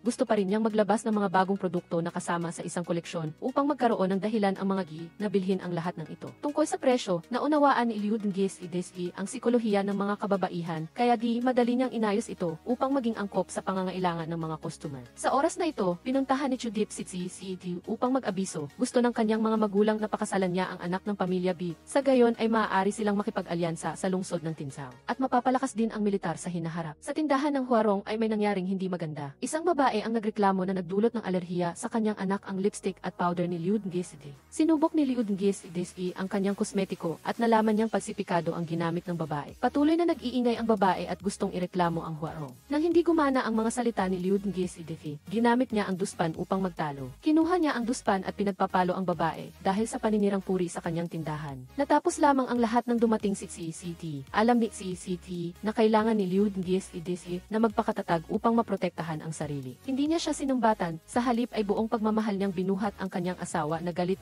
pa uwi. Lumabas na ang lahat ng masamang ginawa ay plano ni Zhao San dahil sa inggit. Ang nakababatang pinsan ni Chudip nang malaman niyang opisyal ng si CCT ay tumakbo upang tingnan ito. Nang malaman niyang inaapi si CCT, ginamit niya ang kanyang posisyon upang parusahan ang lahat ng opisyal ng doon upang matuto sila. Ngunit ang kanyang padalos-dalos na pagkilos ay maaaring magdulot ng mas malaking gulo kay CCT dito. Si Huang Longfei Zangguan, dahil gusto niyang maghiganti para sa kanyang kapatid, ay hinarang at binugbog si CCT. Gusto pa niya itong ilipat sa pagbabantay sa tarangkahan ng lungsod upang hindi na sila magkaroon ng problema. Hindi naintindihan ni CCT noong una, ngunit naliwanagan nang marinig niya ang balita mula kay Ethan. Gusto sanang itago ni CCT ang tungkol sa pagkakabugbog sa kanya, ngunit hindi ito nakatakas sa paningin ni Liu Liu Dgesidihi nang malaman niyang inaapi ang kanyang asawa. Kinabukasan, kasama niya si AC Nam na nagpadala ng mga tao upang bugbugin si Huang Longfei upang ipaghiganti si CCD. Mukhang labis siyang nasiyahan kaya nahuli siya ni CCD. Nagmakto si Liu Dgesidihi at nagsabing ayaw lang niyang maapi ang kanyang asawa. Naintindihan ni CCD ang sitwasyon at naunawaan din ang ginawa ni Huang Longfei. Dahil dito, lalong humanga si Liu Dgesidihi sa kabaitan ni CCD. Sumunod si CCD sa utos at nagtrabaho sa pagbabantay sa tarangkahan ng lungsod. Nakasalubong niya ang kargamento ni Zhao Sanye. Dahil sa pambihirang bigat ng kargamento, nagduda siya at nais niyang magsagawa ng mas malalim na investigasyon kay Zhao Sanye. Agad siyang kumilos at palihim siyang pumasok sa warehouse ni Zhao Sanye noong gabing iyon. Nagkataon namang narinig niya ang balita na gusto ni Zhao Sanye na ilabas ang pagkain at gamitin ang kita upang tumakas mula sa lungsod ng Yangzhou. Si Zhao Sanye ay tuso at alam niyang dinalaw siya ni CCD, kaya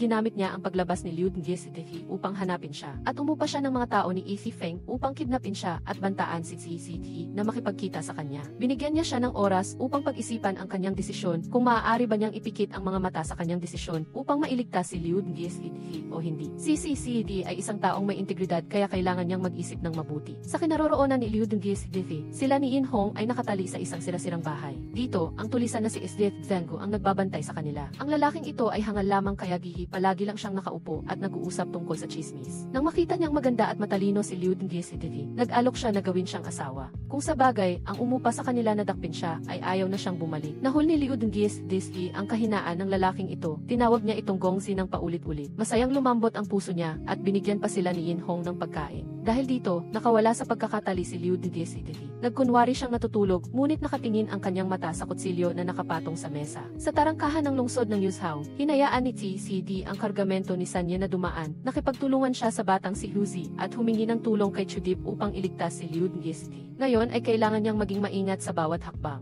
Nagising si Liu Dgesidihi ng madaling araw. Tahimik niyang ginising si Yin Hong. Kinuha niya ang kutsilyo mula sa pinggan at naghanda na tumakas. Ngunit sa huli ay naharang siya ng tulisan. Si CCD, matapos hilingin kay Huzi na hanapin si Chudip upang magpadala ng sulat, ay agad na sumakay ng kabayo na mag-isa patungo sa Ihi Fengzhai upang iligtas si Liu Dgesidihi. Ang desisyong ito ay labis na ikinatuwa ni Zhao Sanye dahil ang pangunahing layunin niya ay gamitin ang pagkakataong ito upang patahimikin si CCD. Ang mga palaso mula sa kakahuyan ay lumabas sa lahat ng dako. Pagdating sa paanan ng Ihi Fengzhai, inatake si CCD ng mga tulisan na pumalibot sa kanya. Ngunit ang ilang tulisan ay hindi nakapagdulot ng hirap sa kanya. Mabilis na iwinagayway ni CCD ang kanyang espada at mabilis siyang nagkaroon ng bentahe at direkta niyang hiniling sa kanila na dalhin siya sa pinuno ng kampo. Samantala, ang mga tauhan ni Chudip ayon sa liham at sako ng bigas na dinala ni Huzi ay naabutan ang kargamento ni Sanye na kakatapos lang umalis sa tarangkahan ng lungsod. Natuklasan nilang nagtatago sila ng mga pagkain sa maraming kuweba sa bundok at ito ay ikasampu pa lang ng mga pagkain dinala kaya nagpatuloy sila sa paghabol. Si Liu Dgesidihi, matapos na mabigo ang kanyang pagtakas, ay umupo ng nagagalit sa isang sulok at nagsimula siyang ikwento na napilitan lang siyang maging tulisan dahil sa buhay. Sinasabi niyang wala naman siyang intensyong manakit ng sinuman at bukod pa rito, lubos siyang humahanga kay Liu Dgesidihi dahil narinig na niya ang kanyang kasikatan. Bigla na lang tumawa si Liu Dgesidihi at nang malaman niyang ang babaeng nasa harap niya ay si Liu Dgesidihi, namanghalang siya. Mabilis na nakilala ni CCD ang pinuno ng kampo na si Ying. Tinakot niya ito na paparating na ang mga sundalo at kung hindi niya bibitawan ang mga tao, walang sinuman ang makakaligtas. Nang marinig ito, tinawag ni Ying si Isdeth Zhengu upang dalhin sina Liu Dgesidihi at Yin Hong. Nang makita niya si Liu Dgesidihi, gumaan ang pakiramdam ni CCD at nagtulungan silang dalawa at nagpakita ng sapat na aksyon. Nagdulot sila ng kaguluhan sa pagitan niya at ni Sanye at sa harap ni Ying, pinilit nila itong magbunyag ng katotohanan tungkol sa iligal na pagdadala ng pagkain sa labas ng kampo. Si Isdeth Zhengu ay isang tunay na tulisan. Labis siyang nadismaya nang malaman ang katotohanan na ito. Sumugod siya at tinalo si Ying at pinamunuan niya mismo ang kampo. Pagkatapos ng ilang sandali, dumating ang mga sundalo ni Chudip at dinala sina Liu Dgesidihi at CCD pabalik. Lalo pang tumibay ang kanilang pag-ibigan nang malaman ni Liu Dgesidihi na isinapalaran ni CCD ang lahat upang iligtas siya. Ang mabuting gawa ni CCD ay ginantimpalaan ni Ida Jaidoshi at itinanghal niya ito bilang siksyan. Bukod pa rito, dahil sa kahilingan ni CCD, ang ilang mabubuting tao sa Yihi Fengzhai ay tinanggap din ni Chudip bilang mga sundalo. Nagkaroon din si Isdeth Vance ng marangal na salo-salo kasama sina Liu Dgesidihi at CCD matapos siyang makapasok sa lungsod ng Yuzhou. Pagsapit ng unang araw ni CCD sa kanyang panunungkulan, dumating siya sa kanyang dating pinagtatrabahuan upang makipagkita sa ilang opisyal ng doon. Labis na nag-alala si Huang Longfi nang malaman niyang si CCD ay isang Zixian na. Natatakot siyang baka gamitin nito ang kanyang kapangyarihan upang persecutehin sila, ngunit si CCD ay totoo at matapat na tao. Naunawaan niya ang matagal ng kabaitan ni Huang Longfi para sa mga mamamayan, kaya itinanghal niya ito bilang dudo ng Yi at pinangunahan niya sila. Ang ibang mga tao ay binigyan din ng dagdag na sweldo at ang relasyon ni Huang Longfi at CCD ay labis na bumuti. Sa wakas, ang pamilya Tu ay nagkakasama na upang kumain.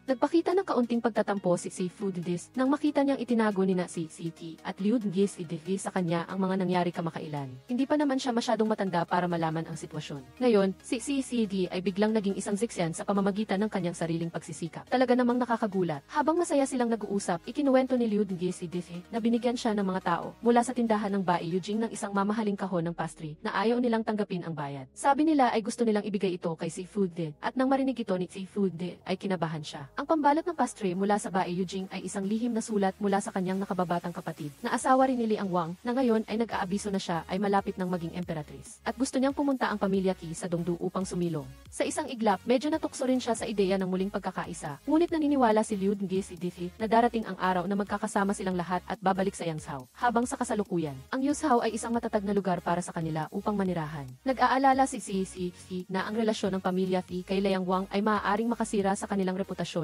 kaya pinuntahan niya si Chu Dip upang pag-usapan ito sa kanya. Nagkataon namang sina Ides Jayadushi at Chu Qiankun ay nagpupulong tungkol sa paghihimagsik ni Liang Wang at nang makita nila si CCD sa labas ay buong pagtitiwala siyang inimbitahan nila na pumasok. Plano nilang magpadala ng mga sundalo upang makipaglaban kay Liang Wang ngunit kulang sila sa hukbo at hindi sapat ang pagkain. Sa gitna ng pag-aalala, nagsalita si CCD. Nag-alok siya na tutulungan ang pamilya Qi ang mga sundalo. Sa ganitong paraan, ang relasyon ng pamilya Qi kay Liang Wang ay mababawasan ang banta. Nag-isip sina Ides Jayadushi at Chu Qiankun at sa huli ay nagpasya silang tanggapin ang tulong mula sa pamilya Qi sa pag-alis na ito ng hukbo. Hindi sila sinamahan ni Chu Dip ngunit nanatili siya sa Yuzhou upang tulungan si Ide Hidengis sa pamamahala ng lungsod kasama si CCD. Habang si Liu Dengzi naman ay nagpasya na pumunta sa timog upang tipunin ang mga tagapamahala at manawagan na maghanap ng sapat na pagkain para sa labanang ito. Sa ganitong paraan ay mapapatibay ang tiwala sa pamilya Qi. Hindi mapakali si CCD at gustong sumama ngunit mariin siyang tinanggihan ni Liu Dengzi. Hindi na ito ang unang beses na hinarap nila ang mga ganitong bagay. Sa paghatid kay Liu Dengzi, mahigpit siyang nagpaalam ni CCD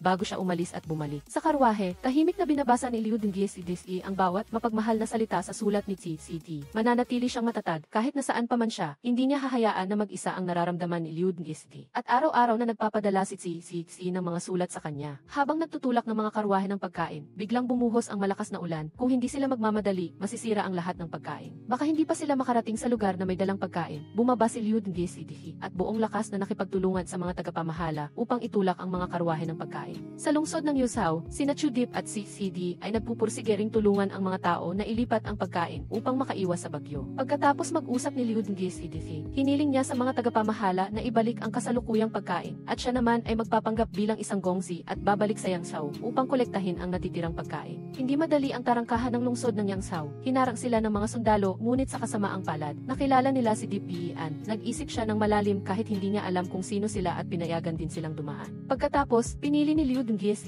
ang Lan Xiaofang bilang kanilang pansamantalang panuluyan nang makita niya si Qi Dan.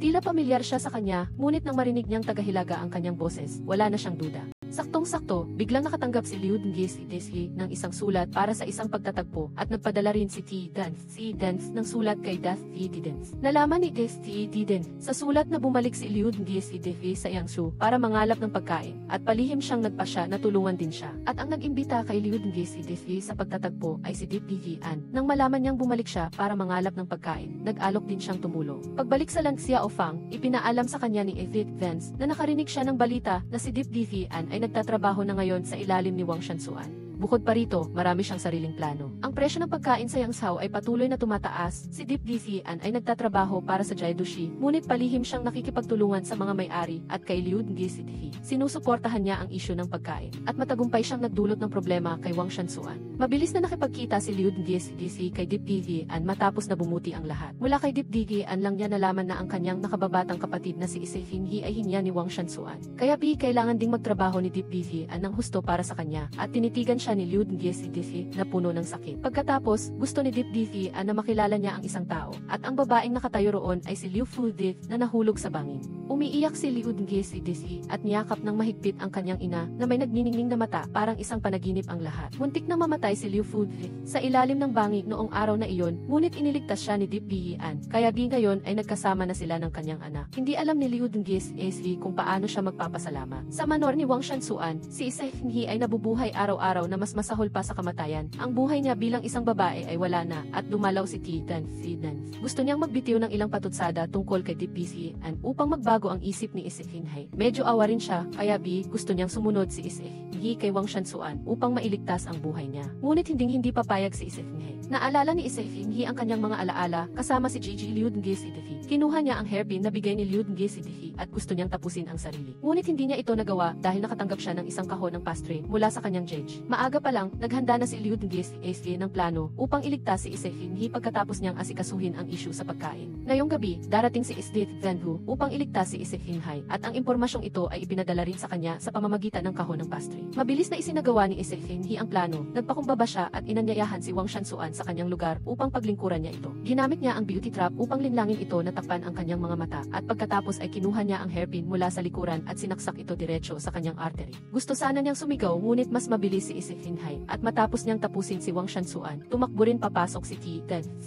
Gusto niyang tumakas si Isehinghi kaya tumulong siya. Si Isdith Venhu na may dalang sibat ay sumugod papasok. Tinalo ang ilang sundalo at iniligtas si Isehinghi, at umupo siya at tiningnan ang kanyang pagod na anyo. Tiningnan ni Isehinghi ang dugo sa kanyang kamay. Tinapos na niya si Wang Shansuan. Si Isdith Venhu bilang isang tulisan ay sanay na sa pagpatay ng tao. Kinausap niya si Isehinghi at mabilis siyang dinala sa lugar ni Liu Dengye si Difi. Sumakay sila sa isang maliit na bangka at umalis, at sa oras na iyon, tinitingnan ni Denvu ang direksyong iyon sa tabi ng lawa. Salamat sa plano ni Liu Dengye si Difi ngayon, namatay si Wang Shansuan. Tila tinulungan niya ito, kaya hindi siya nagmadaling pigilan siya ngayon. Pagkatapos nito, nakabalik na sila sa Yuzhou. Hinihintay ni si Liu Dengye si Difi, at nang makita niya ito, tumakbo siya at niyakap ito ng mahigpit. Pagbalik sa bahay ng pamilya Ti, biglang hinarap ni Liu Dengye si Difi si Muik na may tingin ng pagtatanong na nagdulot ng pagkatakot sa kanya, at lumabas si Liu Fu Di mula sa likuran. Walang dugo sa mukha ni Engwit. Nagpa siya sina Liu Dengye si Difi at si Ti na ireklamo siya sa yamen upang maproseso. Umiiyak si Engwit at nagmamakaawa, ngunit sa huli ay tinanggap din niya ang kanyang kaparusahan. Tungkol naman sa tatlong anak, dahil magkakapatid sila, dahil sa pagpapatawad at kabaitan ng kanyang ina, pinayagan silang manatili sa pamilya Ki upang manirahan.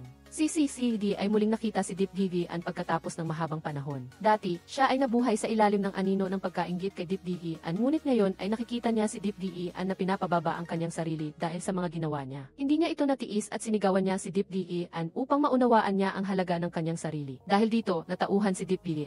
Patagal nang hindi nakita ni Liu Dengye si Desi ang kanyang ina, kaya nag-usap silang dalawa ng matagal, at pagkatapos ay nagdesisyon siyang dalawin si Isehinghi muli. Ngunit sa tuwing dumarating si Liu Dengye si Difi, sinubukan niya ang lahat ng paraan at pinayuhan siya sa lahat ng bagay, ngunit ayaw pa rin siyang harapin ni Isehinghi at magalang siyang pinauwi na lamang. Hindi rin gusto ni Liu Dengye si Desi na pilitin siya, kaya maaari lamang siyang humiling kay Isdith Venhu na manatili at bantayan si Isehinghi, habang siya naman ay umalis muna. Si Isdith Venhu ay hindi si Liu Dengye si Difi, kaya nakaupo siya sa labas na nababagot, kaya pumulot siya ng mga dahon at tinugtog ang ilang mga nakakainis na tugtugin. Nagkataon namang ang mga melodyang ito ay nagdulot ng inis kay Isehinghi. Nagpadala siya ng mga tao upang patahimikin siya, ngunit siya ay matigas ang ulo at gusto niyang direktang lumabas si Isehinghi bago siya tumigil. Hindi inaasahan, ang kakaibang paraan na ito ni Isdith Venhu ay nagtagumpay na ilabas si Isehinghi sa silid. Nakaramdam pa rin ng pag-aalala si Liu Dengye si Difi. Pakiramdam niya ay masyadong madali ang lahat. Matapos niyang makita si Tidan sa Yangzhou, ikinuwento niya ito kina si Ki at Chudip. Pansamantalang pinamahalaan lamang ni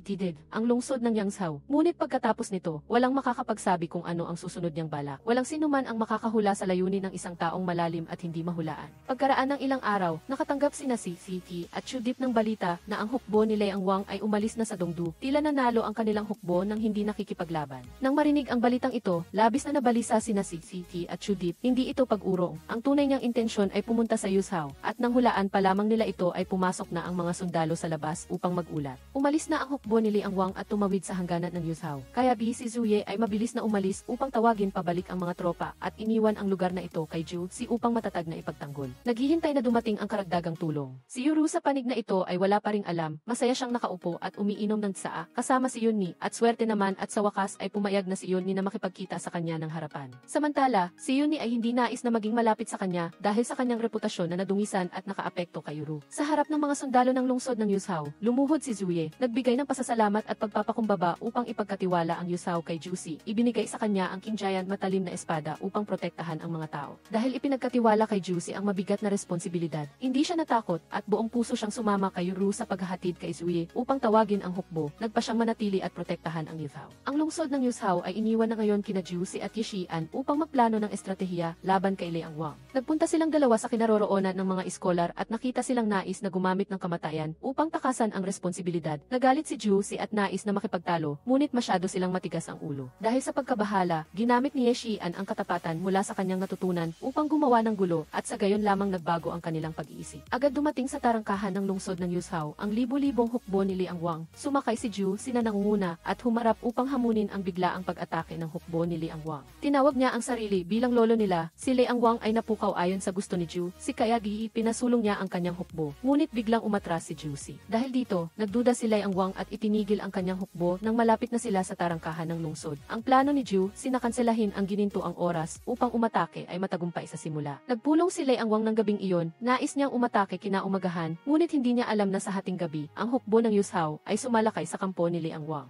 Si Ru sa loob ng lungsod ay pinasisigla rin ang diwa ng pakikipaglaban ng kanyang mga kasamahan. Inutusan ni Jusi ang hukbo na magdulot lamang ng pinsala kay Liang Wang at walang balak na makipaglaban hanggang kamatayan sa gabing iyon at narinig naman ni Liang Wang ang pagkatao ni Jusi. Ang panig ni Fan Jiadushi at General Zhu ay alam na ang ugnayan ni Ju si kay Liang Wang. Gayunpaman, nakita ni Fan Jiadushi ang katapatan ni Ju si Kayabi gusto niya itong lubos na pagkatiwalaan. Nais na makipagkita ni Liang Wang kay Ju si sa oras na ito gustong gamitin ang kanilang ugnayan upang makipagnegosasyon at ipaunawa sa kanya ang kanyang intensyon. Talagang hindi ginagalang ni Ju si Liang Wang dahil hindi niya pinahahalagahan ang buhay ng mga tao. Nang hindi makipagnegosasyon, si Liang Wang ay nagalit at nagbanta upang umalis si Jusi. Sinamantala ang pagkalito dulot ng pagdating ni Liang Wang, mayroong lihim na pumasok sa bilangguan upang ilabas si Zhao San. Ngunit pagkatapos ng mahabang panahon sa likod ng rehas, hindi pa rin siya nagsisisi, ipinipilit na tama siya. Si Zuye ay nagpagod na tumakbo patungo kay General Zhou, ngunit hindi niya inaasahang tinanggihan nito ang kanyang pakiusap na bumalik upang magbigay ng tulong sa Yuzhou. Kaya siya ay lumuhod doon ng 3 oras at hindi umalis, umaasa pa rin ang Yuzhou sa kanya. Nag-usap na sina General Zhu at Jiadushi. Naisip nila na mas mabuti pang magpatuloy sa Dongdu kaysa bumalik dahil kung bumalik man, huli na at nais din nilang gamitin ito upang subukin ang katapatan ni Jusi. Si General Zhu ay matagal nang hindi gumagalang sa kanyang sariling anak. Naniniwala siyang mahina at duwag ang desisyon ni Zuye, kaya hindi siya sumang-ayon, hinayaan niyang umalis ang kanyang ama at nagpa siya na makipag-ugnayan kay Fan Jiadushi. Ang balita ng pakiusap para sa tulong mula sa Wangdu ay ipinadala na sa lahat ng mga lungsod ng lalawigan, ngunit walang lungsod ang kumilos. Ang anak na babae ng pamilya Qin na si Zhang Yi ay tumakbo upang tanungin ang kanyang ama kung bakit hindi niya tinulungan ang Wangdu.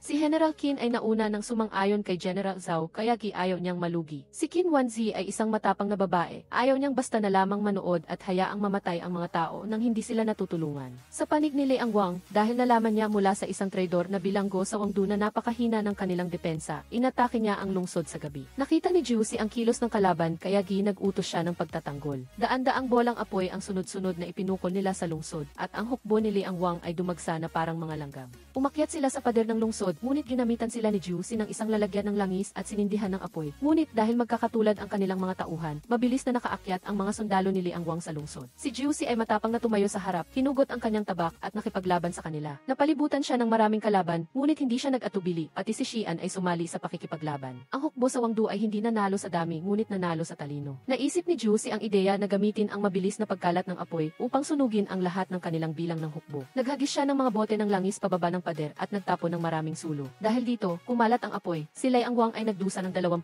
kawal, ngunit nanatiling matatag ang lungsod ng Wangdu kaya't iipan samantala siyang umatras. Si Yuru sa likod ay nag-aalaga sa mga sugatan. Kahit nagsisimula pa lang, maaga nang nawala kay Jusi ang kanyang kapatid na si Huang Longfei. Tanging maaari niyang gawin ay tuparin ang kanyang pangako na pananatilihing hawak ang Wangdu. Pag-iisa ng araw, nagbihis si Yuru ng maganda at nagpunta upang makita si Jusi. Nais niyang makasama si Jusi hanggang kamatayan at mapakasalan siya sa buhay na ito. Hindi niya kailanman pinagsisihan, sa pagdaan ng maraming pagsubok ay mas nagmature silang dalawa. Ang lahat ay dahil sa kanilang tunay na pagmamahalan. Uminom si Yuru at Jusi ng alak at nagtapos ng baso. Sa ilalim ng patotoo ng langit at lupa, naghalikan sila sa kauna-unahan at maaaring huling pagkakataon. Tulad na napagkasunduan, dumating si Liang Wang sa tarangkahan, kasama ang kanyang hukbo. Si Juicy, Xian, at Shenming ay sumama sa mga sundalo at matatag na nakipaglaban. Patuloy na pinalibutan si Juicy ngunit ginamit niya ang kanyang mahusay na kasanayan sa martial arts upang lumaban at makatakas. Sunod-sunod na binalasa ang mga bolang apoy. Ang kanilang lakas ay napakalaki kaya ginawalan ng malay si Juicy. Sa kanyang kawalan ng malay, nakita niya si Yuru na buong lakas na humahawak at walang tigil na nagpapalo ng tambol. Gumagamit siya ng sarili niyang paraan upang bigyan ng lakas si Juicy. Pilit siyang bumangon at nagpatuloy sa pakikipaglaban, ngunit dahil mas mahina ang panig ni Juicy, sila ay mabilis na napalibutan. Maraming kapatid ang nalaglag at nag-alay ng kanilang buhay. Kaunting-kaunti na lang at babagsak na ang tarangkahan ng lungsod ng Wangdu. Mukhang nasa bingit na si Juicy nang kawalan ng pag-asa. Hindi nagtagal ang pagtatagumpay ni Liang Wang at sa sandaling iyon, dumating ang hukbong pangsuporta. Si Zui ang nanguna, dala ang mga kanyon at maraming matatapang na sundalo, mabilis na sumalakay upang lipulin ang hukbo ng kalaban. Nang makita ito ni Yuru, napaiyak siya sa tuwa. Nagpatuloy siyang pumalo sa tambol, nagpapalakas ng loob ng mga sundalo. Kasama rin sa grupo ng hukbong pangsuporta si Ginang Wansai. Pumasok siya sa gitna ng labanan nang hindi nag-aalala sa kanyang buhay, ayon sa gusto niya. Nataboy ni Nazuye, Juicy, at Wansai ang buong hukbo. Naisa nang umatras ni Liang Wang ngunit huli na ang lahat. Maaga pa man ay hinarangan na ni Juicy ang gulong gamit ang kanyang sable. Nilapitan niya ito at mabilis na tinapos ang buhay ni Liang Wang sa isang nakamamatay na saksak. Agad na natapos ang labanan.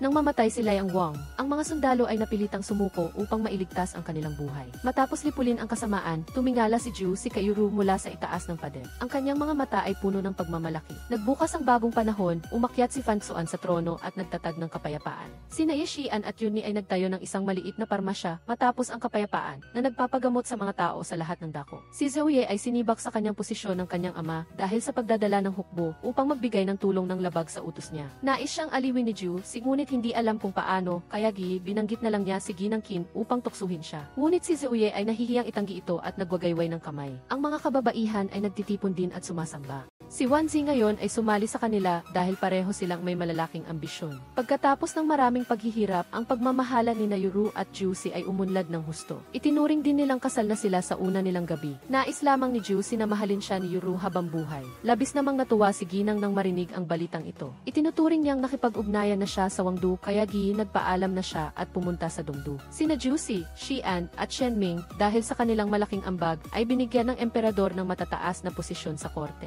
Si Juicy ngayon ay hindi lamang isang hubusyay lang opisyal ng kawanihan ng budget, ngunit minamahal at pinasasalamatan din ng mga tao mula sa pagiging isang binatilyong mapaglaro. Dahil sa pagtitiyaga ni Yuru, nakarating siya sa ganito kalayo. Ang pamilya ng tatlo, si Ginang, Juicy at Yuru ay nagkaroon muli ng pagkakataong magkasama sa isang masayang hapunan. Ang direktang pagkakaloob ng emperador kay Juicy ng mataas na posisyon ay nagdulot ng pagbabanta sa pakiramdam ng mga dating opisyal sa korte. Kahit si General Zhou ay hindi pa rin nagtitiwala kay Juicy, ngunit dahil nagpa siya na ang kamahalan, wala siyang magawa kundi tanggapin ito at nagbigay din ng posisyon kay Zouye sa Dongdu. Nang malaman ni General Zhou na si Zouye ay itinaas sa posisyon sa Dongdu, ngunit patuloy pa rin sa pagsuway sa kanya, nagalit siya kaya pumunta siya mismo upang turuan siya. Ngunit walang mali sa ginawa ni Zouye. Nag-isip siya para sa mga sundalo kaya pinayagan niya silang umuwi upang bisitahin ang kanilang mga pamilya na lubos namang ikinahanga ng libu-libong sundalo. Hindi naunawaan ni General Zhou ang sitwasyon, tinanggap niya ang ideal ni Zouye at kinilala rin ang kanyang sariling mga pagkakamali. Dahil sa labis na pagiging istrikto, maraming tao ang nag-alay ng kanilang buhay sa mahabang panahon. Pagkasabi nito, agad siyang nagbigay ng pahinga sa mga sundalo at ibinalik ang posisyon ni Zouye sa Yuzhou.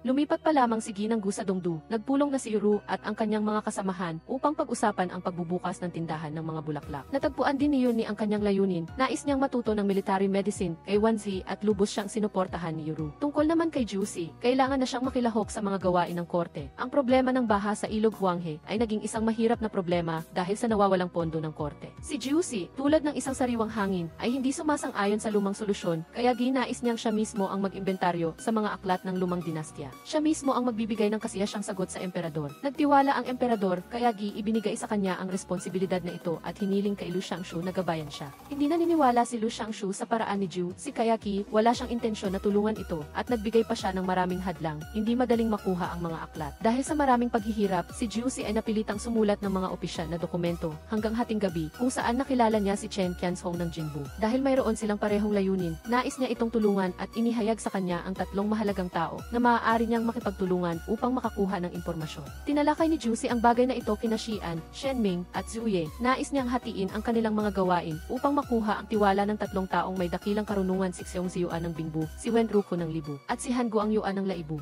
Pinili ni Juicy si Han Guang Yuan upang lapitan. Gusto niyang gamitin ang ginto at pilak upang suhulan siya, ngunit mas marami pa ang hinihingi nito. Nang hindi niya ito maakit, bumalik si Juicy upang makipag-usap kay Chen Qianzhong sa Jinbu. Hindi siya nagpakita ng kakayahang tulungan pa siya, ngunit nagbigay siya ng maraming mungkahi. Sa huli ay si Juicy pa rin ang kailangang gumamit ng sarili niyang kakayahan upang magpasya. Halos isang buwan ang lumipas, dumating na ang oras ng pag-ulat sa emperador. Lumabas si Juicy nang may tiwala, inihayag niya ang butas sa budget na natagpuan niya. Nais niyang lubos na lutasin ito sa pamamagitan ng paghahanap sa pinagmulan ng katiwalian, at dahil nangangailangan ng maraming pagsisikap ang investigasyon, humingi si Juicy ng mas maraming tao na pinahintulutan naman ng emperador. Hindi katakataka na ang tatlong malapit na kapatid ni Juicy ang kusang loob na tumulong, ngunit bukod sa kanila, mayroon pang tatlong dating opisyal mula sa Bingbu. Ang Libu at Laibu ay tumayo upang tulungan si Juicy sa pagtataka ng korte, at ang lahat ay dahil sa kanilang sariling pagsisikap. Si Shenming noon ay kumuha ng responsibilidad na lapitan si Xiong Zikuan ng Bingbu. Ginamit niya ang kanyang sariling panalo sa arena laban sa opisyal na ito upang kumbinsihin siyang suportahan si Juicy. Tungkol naman kay Ye Xian, si Wen Ruxu ay isang edukado at makabayan. Hindi siya natatakot sumabak sa laban kahit isang iskolar lamang.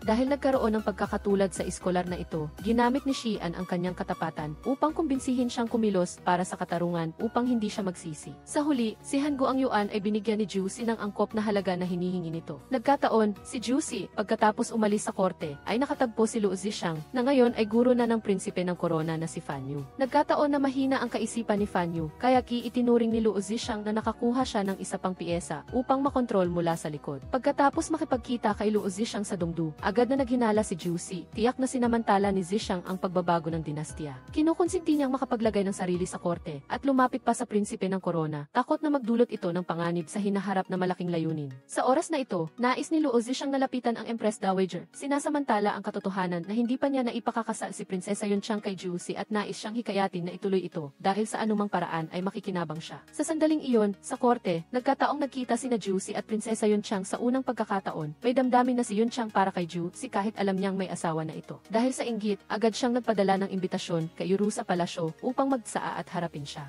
Mabuti na lamang at kasama ni Yuru si Wanzhai sa unang pagpasok niya sa palasyo, at sa tarangkahan ay nakita pa niya si Luo Zixang. Hindi niya pinansin ang sinabi nito at pumasok na lamang. Lahat na naroroon ay nagkukunwari lamang. Si Yuru ay matalino, at habang nakikipag-ugnayan sa ilang ginang ay nakita na niya ang kanilang kahinaan. Pagkatapos ay dumating ang prinsesa. Agad nitong sinimulan na insultuhin ang mababang pinagmulan ni Yuru sa harap ng lahat, at tumigil lamang nang dumaan ang emperador. Tinawag naman ng Empress Dowager ang emperador, at ginamit ang moralidad upang pilitin siyang ituloy ang kasal ni Juicy at ng prinsesa. Nahirapan ang kamahalan, at pagkatapos ay tinawag din si Juicy upang pag-usapan ang pagpapakasal sa kanya sa prinsesa. Natuwa ang kamahalan sa maayos na pananalita ni Juicy, kaya't binaliwala niya ang tungkol sa kasal. Nagalit ang Empress Dowager, ngunit wala siyang magawa. Nang malaman ito ni Prinsesa Yunchang, nagwala siya at winasak ang mga kagamitan. Pag-uwi ni Juicy ay ipinagmalaki niya sa kanyang asawa. Hindi lamang hindi siya pinilit ng kamahalan na pakasalan ang prinsesa, kundi binigyan pa niya si Yuru ng isang kalupi na isasabit sa dingding. Napansin ni Yuru na hindi normal ang pagpapahirap ng Empress Dowager sa kamahalan. Ayon kay Juicy, malamang ay gusto ng Empress Dowager na hilahin siya sa kanilang panig. Dahil sa anumang paraan ay tapat siyang opisyal ng kamahalan, ang paghila sa kanya ay nangangahulugang gusto niyang makuha ang kapangyarihan mula sa kamahalan.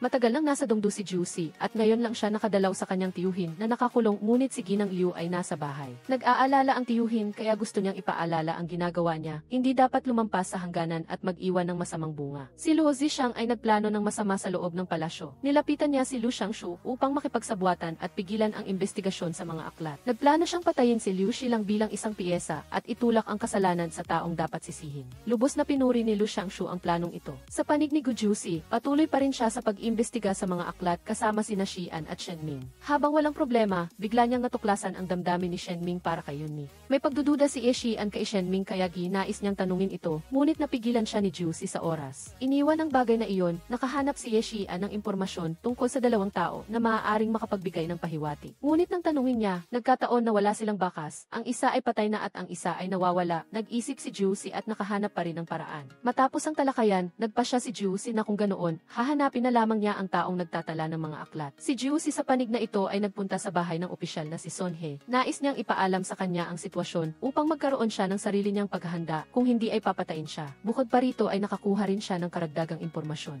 Tulad ng kinakatakutan ni Liu Chun, nagpatawag si Juicy ng pribadong pagpupulong upang makipag-usap dito. Nagbanta siyang hindi niya ito pababayaan na mabuhay kung hindi nito ibubunyag ang impormasyon tungkol sa katiwalian. Nang marinig si Juicy na magbigay ng paliwanag, sumang-ayon si Liu Chun na sumapi sa kanyang panig. Ngunit pagkaalis ni Juicy, sinadya ni Luozi siyang nadalhin ang prinsipe ng korona upang isagawa ang plano. Gumamit siya ng gamot sa insenso upang pukawin ang nerbiyos ng prinsipe ng korona. Dahil mayroon na siyang inggit kay Juicy, hindi nag-isip ang prinsipe ng korona. Kinuha ang kutsilyo, sumigaw at tumalon upang saksakin si Liu Chun na ikinamatay niya. Nagkunwari pa si Zishang na natataranta at hindi alam ang nangyari. Ang pagkamatay ni Liu Chun ay nagdulot ng hinala kay Juicy. Ikinulong siya sa kulungan katabi ng kanyang tiyuhin. Sinamantala ng prinsesa ang pagkakataong ito upang makipag-ayos muli tungkol sa kasal nito, ngunit malamig siyang tinanggihan ni Juicy. Diretsahan niyang inihayag ang kanyang pagmamahal kay Yuru. Nang makita niya ang labis na ambisyon ni Yun Chang, hindi nag-atubili si Juicy na ituro ang motibo nito. Ang pangunahing dahilan ng pagpapakasal niya ay para lamang sa sarili niyang benepisyo. Nagalit siya kay Juicy kaya wala siyang nagawa kundi umalis. Kinagabihan, nagmamadaling tumakbo si Yuru sa kulungan upang dalawin si Juicy. Mahigpit niyang hinawakan ang kamay nito at sinabihan si Yuru na tulungan siya sa dalawang bagay. Una, hanapin si Son He at pangalawa, siya sa atin ng mabuti ang pagkamatay ni Liu Chun upang malaman ang katotohanan. Upang mapatunayan ang kawalang sala ni Juicy. Naunawaan ni Yuru ang ibig sabihin ng kanyang asawa at nangako siya rito. Ang tiyuhin sa tabi ay nagsabi ng ilang salita upang hamunin siya, ngunit si Yuru ay isang taong may kakayahan. Agad niyang nakuha ang pagkilala ng tiyuhin pagkatapos noon. Ang korte kinabukasan ay binuksan upang isaalang-alang ang kaso ni Liu Chun. Ang kasong ito ay inayos na may handa ng ebidensya upang sisihin si Juicy, ngunit walang naniwala na may sapat na motibo si Juicy upang pumatay. Ang mga kapatid ni Juicy ay humarap upang harapin si Zishang at ipagtanggol siya, ngunit hindi pa rin makapagpasya ang emperador. Sa sandaling ito, dumating ang Empress Dowager. Dahil sa pag-imbestiga sa mga aklat, nakakuha si Juicy ng maraming kaaway sa palasyo. Kaya nag-uunahan sila sa pagsasamantala sa pagkakataong ito upang pilitin ang kamahalan na mabilis na hatulan siya. Ramdam ng Empress Dowager na wala ng silbi si Juicy kaya nais niyang gamitin ang kanyang kapangyarihan upang bigyan ng presyon ang emperador. Sa unang pagkakataon na hinarap ng kamahalan ang ganitong mga panggigipit, sa huli ay ipinasya niyang haharapin si Juicy alinsunod sa batas. Si Luo Zishang at ang prinsipe ng korona ay nakadama ng kaligayahan nang marinig ang desisyon. Hangga't matagumpay nilang maipasa ang kasalanan kay Juicy, ang kanilang layunin ay masasabing nakamit na. Ngunit ang kamahalan ay isang marunong na tao na nakatayo sa itaas ng lahat at hindi niya napansin ang kakaibang pag-ugali ng prinsipe. Lihim na ipinaimbestigahan ng kamahalan ang bawat galaw ng prinsipe sa nakalipas na panahon. Sa oras na ito, matagumpay na nakuha ni Yuru ang sulat na naglalantad ng katiwalian mula kay Son He upang ibigay kay Juicy. Nagtagumpay din si Zuye na hulihin ang saksing sangkot sa pangyayari noong araw na iyon na sinuhulan ng Xingbu. Bukod pa rito, nakakita pa sila ng ilang mahalagang bakas sa silid kung saan pinatay si Liu Chun. Si Juicy ay nagulat nang makita ang selyong may dugo na dala ni Yuru, ngunit hindi niya sinabi ng malinaw sa kanya. Nais lamang niyang tulungan siya ni Yuru na makita ang kamahalan upang makapagpaliwanag. Si Yuru ay nalungkot at nagpa siyang ilabas ang kanyang asawa. Kahit nasa dungdo na sila, nahaharap pa rin sila sa malaking kapahamakan. Nang umalis si Yuru, ang tiyuhin sa tabi na mayaman sa karanasan ay agad na nakita ang tunay na kalagayan ng problema. Ang salarin ay hindi isang taong madaling kalabanin.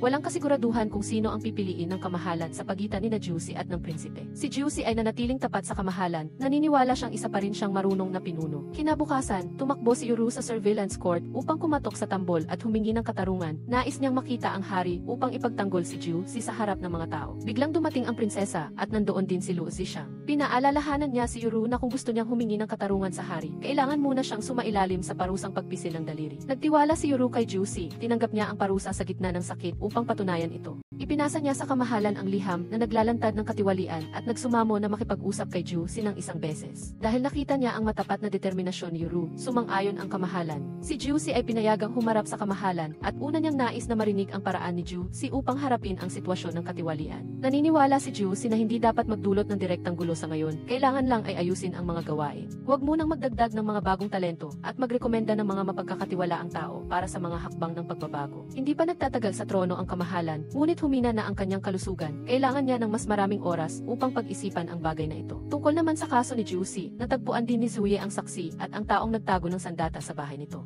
Buong tapang na inihandog ni Juicy ang huling ebidensya na nagpapatunay sa salarin sa kamahalan. Nang makita ng kamahalan ang selyo, alam na niya agad kung sino ang salarin. Simula nang napansin ng kamahalan ang kakaibang kilos ng prinsipe, lihim siyang nagpadala ng mga tao upang subaybayan ito noon pa man. Sa ganitong sitwasyon, naniniwala si Juicy na ito ay dahil lang magkaroon ng guro ang prinsipe na si Luo Zishang, nagdulot ito ng kanyang pagkasira. Matapos maunawaan ang sitwasyon, ang kamahalan, na mahina at nalulungkot, ay nag-utos na kumpiskahin ang mga ari-arian ni Liu Chuan dahil sa katiwalian at itapon ang prinsipe mula sa Dongdu pabalik sa Yuthao. At si Jusi, na nagdusa ng kawalang katarungan, ay napawalang sala. Ang tiyuhin niya ay agad na nakatanggap ng utos na maging Shangshu, tulad ng mungkahi ni Jusi, at siya na ang mamamahala sa pananalapi. Hindi pa nakakalayo si Jusi nang makarating sa kanya ang masamang balita mula sa eunuch. Si Yuru ay nagdusa ng parusang pagpisil sa daliri dahil sa paghingi ng katarungan para sa kanya. Ngayon ay ipinatawag siya ng Empress Dowager. Nang marinig ito, agad na tumakbo si Jusi upang hanapin ang kanyang asawa. Ang Empress Dowager, sa harap ng munting si Yuru, ay nagmungkahi na maghiwalay sila ni Jusi. Kalmadong pinakinggan ni Yuru ang bawat makamandag na mungkahi ng Empress Dowager. Gusto lamang nitong pakasalan ni Jusi ang prinsesa at hindi ito kailanman papayagan ni Yuru kahit mamatay siya. Nang makita si Yuru na masyadong matigas, nagalit si Prinsesa Yunchang at nawala ng kontrol. Hinugot ang kanyang espada at nagbanta kay Yuru. Sa sandaling iyon, dumating si Jusi, inagaw ang espada sa kamay nito. Ang kilos na ito ay hindi sinasadyang nagdulot ng malaking pagkakasala sa Empress Dowager. Muli siyang ikinulong at pinahirapan, walang silbi ang pagmamakaawa ni Yuru. Matapos sapihin ang mahina, nagpunta ang Empress Dowager sa kamahalan upang magsumbong. Ginamit ang buhay niya at ni Jusi upang bantaan ang hari na pumili. Siyempre, hindi agad nakapagdesisyon ang hari. At pagkatapos noon ay tumakbo rin si Yuru sa kamahalan upang magmakaawa. Nang malaman niyang lahat ng nasa palasyo ay kalaban ni Jusi na nais lamang siyang itulak sa kamatayan, nagpasya siya ng isang mahalagang desisyon. Gusto ni Yuru na ialay ang kanyang buhay kapalit ng kalayaan ni Jusi. Wala nang nagawa ang kamahalan kundi pumayag sa kanya at binigyan siya ng lason. Pagkatapos uminom ng lason, habang hindi pa kumakalat ang bisa, pumunta siya sa bilangguan upang tingnan si Jusi sa huling pagkakataon. Hinimas-himas ang mukha niya. Sa buhay na ito, hindi niya siya nasamahan hanggang wakas, kasalanan niya ito dahil iniwan niya ito. Noong kinabukasan, naluksa ang pamilya Gu. Si Ginang Liu at Ginang Gu ay labis na nagdadalamhati at hindi na makapag-isip ng maayos at lahat ay dumating upang ihatid si Yuru. Si Jusi naman, pagkatapos makalaya, ay bumalik na payat at nanghihina. Dahan-dahan siyang lumapit kay Yuru na may anyong nasasaktan. Ipinadala ni Yuru sa kanya ang huling mga salita sa pamamagitan ng liham. Umaasa siyang patuloy siyang mabubuhay. Ang bawat salita ay tumago sa puso ni Jusi at nagdulot ng matinding sakit. Umiyak siya sa tabi ng kabaong ni Yuru. Kinabukasan, dinala rin ni Zui ang utos ng hari kay Jusi. Iniutos ng kamahalan na ibaba ang kanyang posisyon sa opisyal ng pamamahala ng tubig. Minando siyang pumunta sa Yongzhou upang asikasuhin ang mga tao roon na naghihirap. Ang pagpunta roon ay isang direktang pagkakataon din na nais ibigay sa kanya ng hari upang ibalik ang bansa. Tinanggap ni Jusi ang utos na parang nawawala ng pag-asa. Ngunit ang kanyang idealismo para sa mga tao at bansa ay hindi kailanman nawala. Dahil si Yuru ay namatay upang siya ay mabuhay at maisagawa ang mga bagay na ito at nais din siyang makita ng kamahalan bago siya pumunta sa Yongzhou. Sa palasyo, hindi natuwa ang Empress Dowager nang marinig niyang ipinadala lamang ng kamahalan si Jusi sa Yongzhou. Nais niya itong parusahan ng mas mabigat. Ngunit sa pagkakataong ito, binanggit ng hari ang tungkol sa pagpapadala sa prinsesa upang makipag-alyansa kay Duke Liang na nagpatigil sa Empress Dowager. Pagkatapos malaman ni Luo Zishang na namatay si Yuru dahil kay Jusi, nalungkot siya. Ngunit ito ay nagbigay sa kanya ng mas malalim na pagkamuhi kay Jusi. Ngunit sa katunayan siya mismo ang hindi direktang pumatay kay Yuru na kanyang minamahal. Ang kamahalan ay napagod sa mga gulo sa korte, kaya inanyayahan niya si General Zhou upang magbahagi ng kanyang kalungkutan. Hindi maunawaan ni General Zhou kung bakit binaliwala ng emperador ang malaking pagkakasala ng prinsipe. Tunay nga na iniisip pa rin ng kamahalan ang kanyang sariling dugo. Nais niyang panatilihin si Guju si bilang isang mahalagang opisyal at nais niyang ang prinsipe ang umakyat sa trono. Si Yuru ay hindi sinasadyang naging biktima lamang sa kanyang malaking plano. Sa pag-upo sa trono, unti-unting lumayo ang kamahalan kay General Zhou dahil siya ay nakatayo sa itaas ng lahat. Mahirap na maging tulad ng dati. Maiisip lang niya ang pagpapatuloy ng dinastya sa pamamagitan ng pagpapamana ng trono sa prinsipe. Ngayon na wala na si Yuru, kailangan na ring maghanda ni Ju si para sa kanyang mahabang paglalakbay sa Yongzhou. Si Ginang Liu naman ay hindi na maayos ang pag-iisip. Palagi niyang iniisip na buhay pa si Yuru. Ang mga naiwan ay kailangang ipagpatuloy ang mga hangarin ni Yuru. Ang nakababatang kapatid ni Yuru na si Yunmi ay lalong lumalakas dahil nag-aaral siya ng medisina. Madalas din siyang kasama ni Shenming at ang kanilang pagmamahalan ay unti-unting lumalalim. Ang kagalang-galang na tiyuhin ni Gujusi ay ipinatawag ng banal na kamahalan upang subukan ang katapatan niya matapos siyang bumalik bilang ministro. Direkta niyang inamin ang kanyang pagiging mapagdesisyon sa bawat hakbang, kaya itinuring din ng banal na kamahalan na tinanggap niya ito. At pagkatapos ng pag-uusap na iyon, ang tiyuhin na punong-puno ng pag-iisip ay direktang inimbitahan si Luo Zishang sa kanyang mansyon na nais siyang mapasali sa kanyang panig. Dahil ang ina nito na si Luo Yishui ay may utang pa ng loob sa kanya noon. Dahil nakita ni Zishang na may pagkakatulad si Jiang He sa kanya, unti-unti niyang binitawan ang pag-ingat at posibleng makipagtulungan sa kanya. Matapos kumalma ang lahat, sa malayong Jiang Wen, hindi inaasahan ni Liu Yuru na buhay pa pala siya at ang pagkamatay niya ay isa lamang plano ng banal na kamahalan. Ang banal na kamahalan ay nagtiwala sa pag-abot kay Liu Yuru sa tiyuhin para dalhin siya sa Jiangwen at gusto niyang pumunta siya sa Ningzhou ayon sa utos niya upang sanain ang sarili. Ang pagtatago ng katotohanan na siya ay nabuhay muli kahit kay Gujusi at sa pinakamalapit sa kanya ay ang tanging paraan upang panatilihin silang ligtas mula sa kapahamakan. 3 taon ang lumipas, si Gujusi ay nagpursiging magtrabaho sa Yongzhou, dala ang huling habilin ni Liu Yuru. Matagumpay niyang matatapos ang pagtatayo ng dike sa Yellow River na itinuturing na isang malaking tagumpay at malaki ang ambag nito sa pagpapatatag ng bansa. Sa tamang oras na iyon, may nagbalita na ang pinakamayaman na dalaga sa bansa ay dumating din sa liblib na lugar na ito upang magbukas ng bagong negosyo. Ang pagbibigay ng donasyon sa ari-arian para sa pagtatayo ng dike, marahil ay dapat mag-ayos si Gujusi upang makita ang dalagang ito at magpasalamat. Sa sandaling ito, isang lalaki ang nagbigay sa kanya ng isang plato ng magagandang binordahang cake na munggo na nagpaalala kay Gujusi kay Liu Yuru. Noong nakaraan, sila ay masayang magkasama at ang anibersaryo ng kamatayan niya ay nalalapit na. Ang tiyuhin sa Dongdu, sa labas, ay nakikipagtulungan pa rin kay Lu Zixang, ngunit sa likod ay tahimik na sumusuporta kay Liu Yuru. Ngayon na may isang mayaman na dalaga na lumitaw na hindi alam ang pagkakakilanlan, nagsimula ring maghinala si Lu Zixang.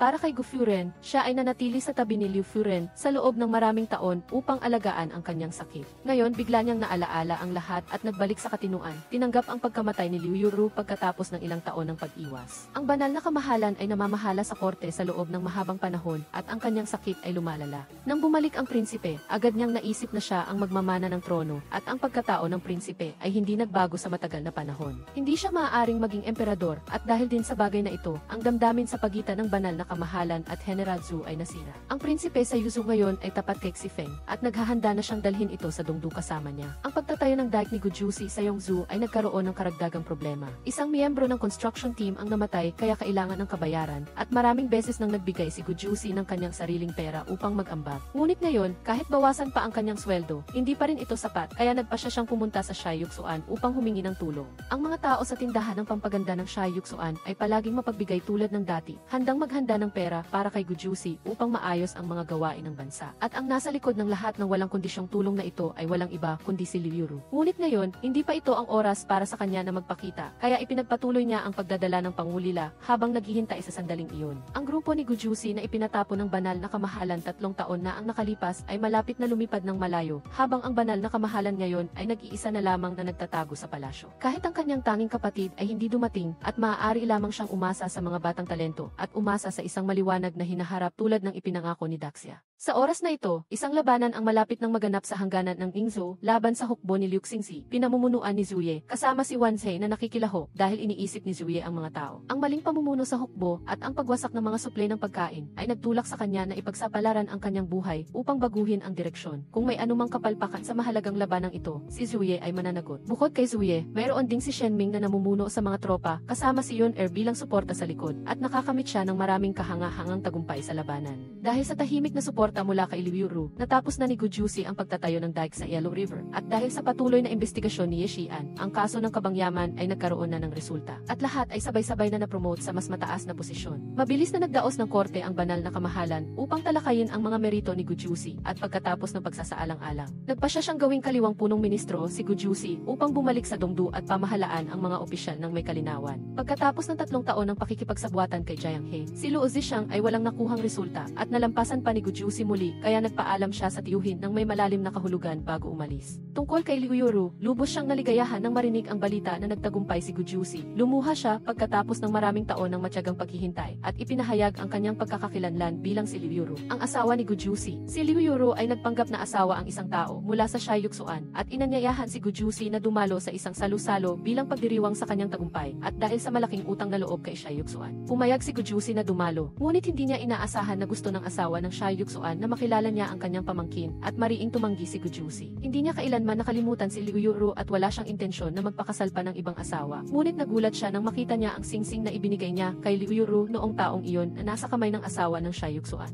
Mula sa labas ng pinto, naroon na ang anino ni Liu Yuru. Natigilan si Gujusi sandali pagkatapos ay tumakbo upang yakapin siya ng mahigpit, puno ng kaligayahan. Kaya pala buhay pa si Liu Yuru, ang damdamin ng mag-asawa ay mas tumibay pa sa muling pagkikita. Inihayag na ang lahat ay binalak ng banal na kamahalan para sa pangmatagalang tagumpay at tulad ng inaasahan niya, nakakolekta nga si Liu Yuru ng maraming ebidensya upang iakusa si Lu Zixang. Ang dalawa ay nagkahiwalay ng matagal at ngayon ay nagpasya silang magkasama na bumalik upang maging pag-asa ng kinabukasan ng Daxia. Agad na tinanggap ni Liu Liu Yuru at Gu Jusi ang utos ng banal na kamahalan at handang bumalik sa kabisera sa loob ng ilang araw. Sa panig ng langit, ang relasyon sa pagitan ni General Zhou at ng banal na kamahalan ay nanatiling pinakamalaking alalahanin niya. Direkta siyang pumunta upang makita si General Zhou sa masamang kalagayan, ngunit nanatiling masyadong matigas si General Zhou na lalong nagpasakit sa puso ng banal na kamahalan. Nagmamadali niyang ipinatawag ang prinsipe pabalik sa palasyo upang makita siya at tanungin sa huling pagkakataon. Nais niyang muling tiyakin kung karapat-dapat ba ang prinsipe na magmana ng trono, ngunit ang pagpapanggap. Ang kaimbihan ni Fan Yu ay nanatiling hindi nagbabago. Hindi niya tapat na inulat ang sitwasyon sa Yu Zhao sa banal na kamahalan at ito ang nagtulak sa kanya na magdesisyon. Pagkatapos makipagkita ng prinsipe sa banal na kamahalan, agad na tumakbo si Luo Zixang upang malaman ang sitwasyon at nang malaman niyang nagsinungaling ang prinsipe sa hari, labis siyang nagalit. Si Luo Zixang ay may malalim na kasamaan sa puso. Naintindihan niya na kapag nakita ng banal na kamahalan na hindi mapagkakatiwalaan ang prinsipe hanggang sa huli, aalisin niya ito. Kaya nakipagsabwatan siya kay Xifeng at patuloy na binigyan ng gamot si Fan Yu upang udyukan siyang kumilos. Ang banal na kamahalan sa oras na ito ay nakatayo sa harap ng altar ni Emperatrice Gugu. Ang langit ay nag-aalala para sa kanyang anak at sa puntong ito, napilitan siyang magdesisyon na alisin ang prinsipe. Ngunit ibibigay ang trono sa isang mas karapat-dapat. Sa utos ni Luo Zixang, dinala niya si Xifeng upang ipakilala sa kanyang ama. Ang banal na kamahalan ay mapagbigay at hindi nagbigay pansin sa mababang pinagmulan ng dalaga, basta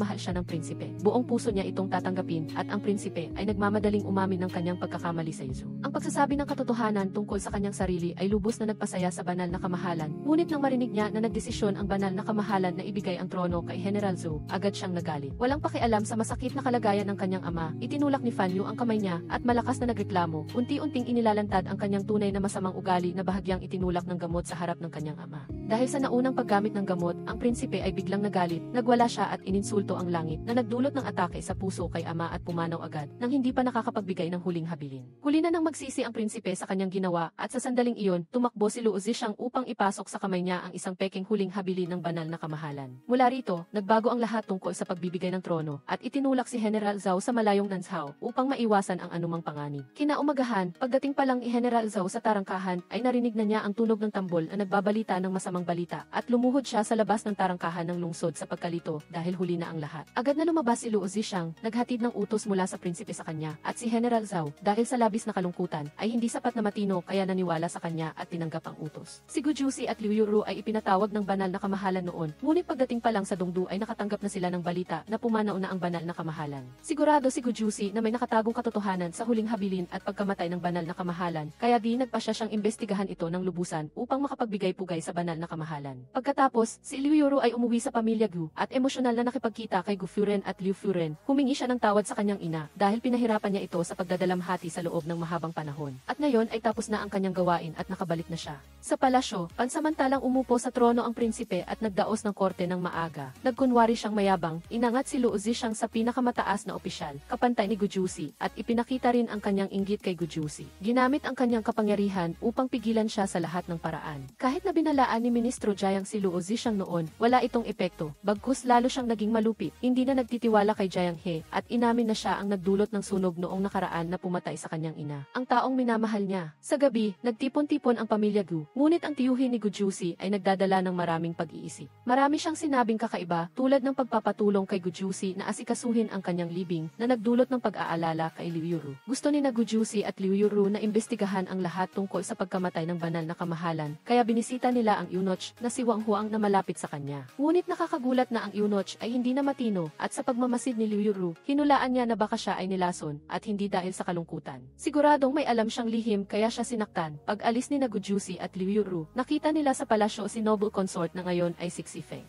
Ang balita tungkol sa pagbawas ng supply ng pagkain ng hukbo ni General Zhao sa Nanzhao ay nakarating sa grupo ni Gu Jusi. Nakapag-ipon si Liu Yuru ng marami at kaya niyang magbigay ng supply ng hukbo. At sasama sa kanya si Gu Jusi sa pagkakataong ito. Nagplano siyang galitin ang prinsipe sa korte upang mapatalsik siya sa Dongdu na nagpapadali sa kanilang pagkilos. Mabilis na nahulog ang batang prinsipe sa patibong, nagalit at inalis ang posisyon ni Gu Jusi bilang kaliwang punong ministro. Ang pagkilos na ito ay nagbigay babala kay Luo Zixang at dahil hindi niya mapigilan ang prinsipe, umupa siya ng mga mamamatay tao kay Gu Jusi Gujusi upang tugisin sila sa kanilang paglalakbay patungong timog. Ngunit nauna na ng isang hakbang si Ministro Jiang, palihim niyang pinalabas ang pamilya Gu sa Dongdu upang pansamantalang makaiwas sa panganib at upang maisakatuparan nina Liu Yuru at Gujusi ang kanilang plano. Ang karwahe ni Liu Yuru at Gujusi ay hinarang ng mga mamamatay tao sa gabi. Pinalibutan nila ang karwahe at inatake si Gujusi. Bahagya siyang nasugatan, ngunit mag-isa siyang lumaban gamit ang espada. Pinoprotektahan si Liu Yuru na nasa loob pa ng karwahe. Si Gujusi ay nasugatan at nawala ng malay sa loob ng 2 araw. Nang magising siya, nakita niya si Liu Yuru sa kanyang tabi. Ipinabatid ni Liu Yuru na nakaalis na sila sa kabisera. Pansamantalang nakalabas na sila sa panganib at sa sandaling ito, dumating ang dating kapatid na si Chen Xin upang makipagkita. Nais niyang gamitin ang kanyang mga kapatid sa Jianghu upang tulungan sina Gujusi at Liu Yuru. Si Liu Yuru ay may talento at marami na siyang inayos para kay Gujusi, kaya hindi niya mapigilan ang paghanga sa kanyang asawa. Ang suplay ng pagkain ay mabilis na naihatid ayon sa plano. Ang hukbo ng Nanzhao ay nakatanggap ng tulong at nagkaroon ng lakas ng loob na lumaban sa isang labanan hanggang kamatayan at sa huli ay nakamit ang maluwalhating tagumpay. Dahil hindi niya masaktan si General Zhao sa ganitong paraan, nais ni Luo Zixang na ipasira siya sa hari habang siya ay bumabalik. Ngunit mula nang umupo sa trono, ayaw na ng banal na kamahalan na makinig sa kanya, kaya pinalaya si Luo Zixang. Hindi rin alam kung sino ang panignik si Feng. Sumunod lamang siya sa agos at pinayuhan ang banal na kamahalan na huwag magmadali. Ngunit hindi naghintay si Luo Zixang, nagpanggap siyang utos ng hari na nagpaparatang kay General Zhu na nakipagsabwatan sa kaaway at nagtaksil sa bansa at nagpadala ng mga tao sa pamilya Zhu upang ipatupad ang parusang kamatayan.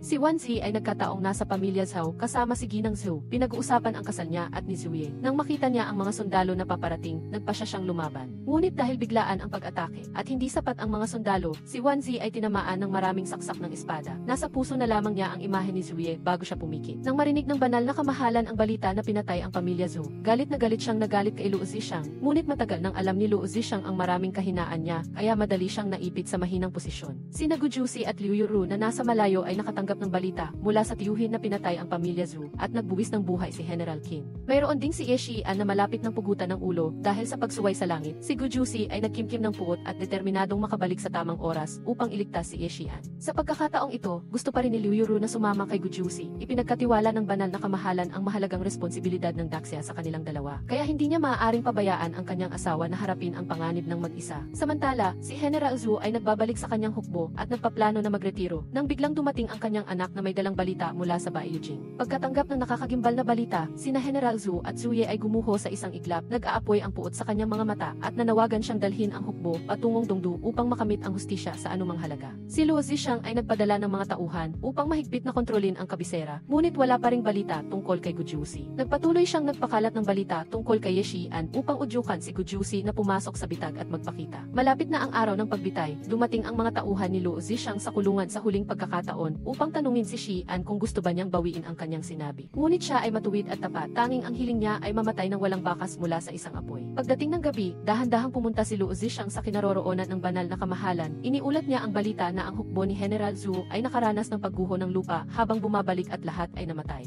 Ngunit ang hari ay hindi na sapat na matino, tumawa siya ng malakas at pagkatapos ay umiyak ng malakas. Ngayon ay wala nang sinuman ang makapagbabanta sa kanya. Tulad ng gusto niya, hindi na siya makakabalik. Nakagawa si Luo Zixang ng malaking hakbang sa kanyang plano. Sinamantala niya ang pagkakataon upang ikulong ang banal na kamahalan at nagpadala ng mga sundalo upang tugisin si Gujusi at ang mga kaugnay na tao sa kasong pagtataksil. Si Feng ay matagal ng tauhan ni Luo Zixang, ngunit ang kanyang kalooban ay hindi masyadong masama. Naintindihan ito ni Liu Yuru at agad siyang pinuntahan. Nais niyang gamitin ang katapatan at katuwiran upang kumbinsihin siya na tumulong sa sitwasyon at nagtagumpay nga siyang nakaimpluwensya kay Si Feng. Lihim niyang ipinasok sina Gujusi at Liu Yuru sa lugar kung saan nakakulong ang banal na kamahalan at si Feng din ang nakahanap ng totoong huling habilin na iniwan ng banal na kamahalan. Si Fan Yu ay nabaliw nang makita niya ang huling habilin. Ibinigay ni Liu Yuru ang talaarawan na iniwan ng banal na kamahalan kay Fan Yu at nalaman niya ang pagmamahal ng kanyang ama para sa kanya, na ibinalik ang tiwala ng banal na kamahalan kay Gujusi. Sa kritikal na sandali, pumasok si Luo Zixang kasama ang kanyang mga sundalo. Inilantad ang pagtataksil ni Si Feng. Hindi niya agad pinatay sina Gujusi at Liu Yuru. Ngunit gusto niyang sumama sila sa kanya upang maglaro ng isang laro ng chess ng buhay at kamatayan. Nakaupo sina Gujusi at Luo Zixang sa harap ng chessboard, habang si Liu Yuru naman ay hawak bilang bihag ng kanyang mga tauhan. Dahan-dahang naglalaro ng chess si Gujusi habang isinasalaysay ang buong plano ni Luo Zixang. Mula sa pagpatay sa Yang Zhao, ang kaso ni Liu Chon, hanggang sa balak na pagpatay kay General Zhao, lahat ay nasiyasat niya ng malinaw. Mayroon pa siyang pribadong hukbo at naghihintay lang siya na mawala ng kontrol ang lahat upang samantalahin ang pagkakataon na umupo sa trono. Sa akala niya ay ayon na sa plano ang lahat, biglang dumating si Ministro Ministro Jiang upang maghatid ng balita na buhay pa pala ang hukbo ni General Zhou at papalapit na sa Dongdu. Hinarangan na nila ang daanan ng mga pribadong sundalo ni Luo Zixang at pinuksa sila.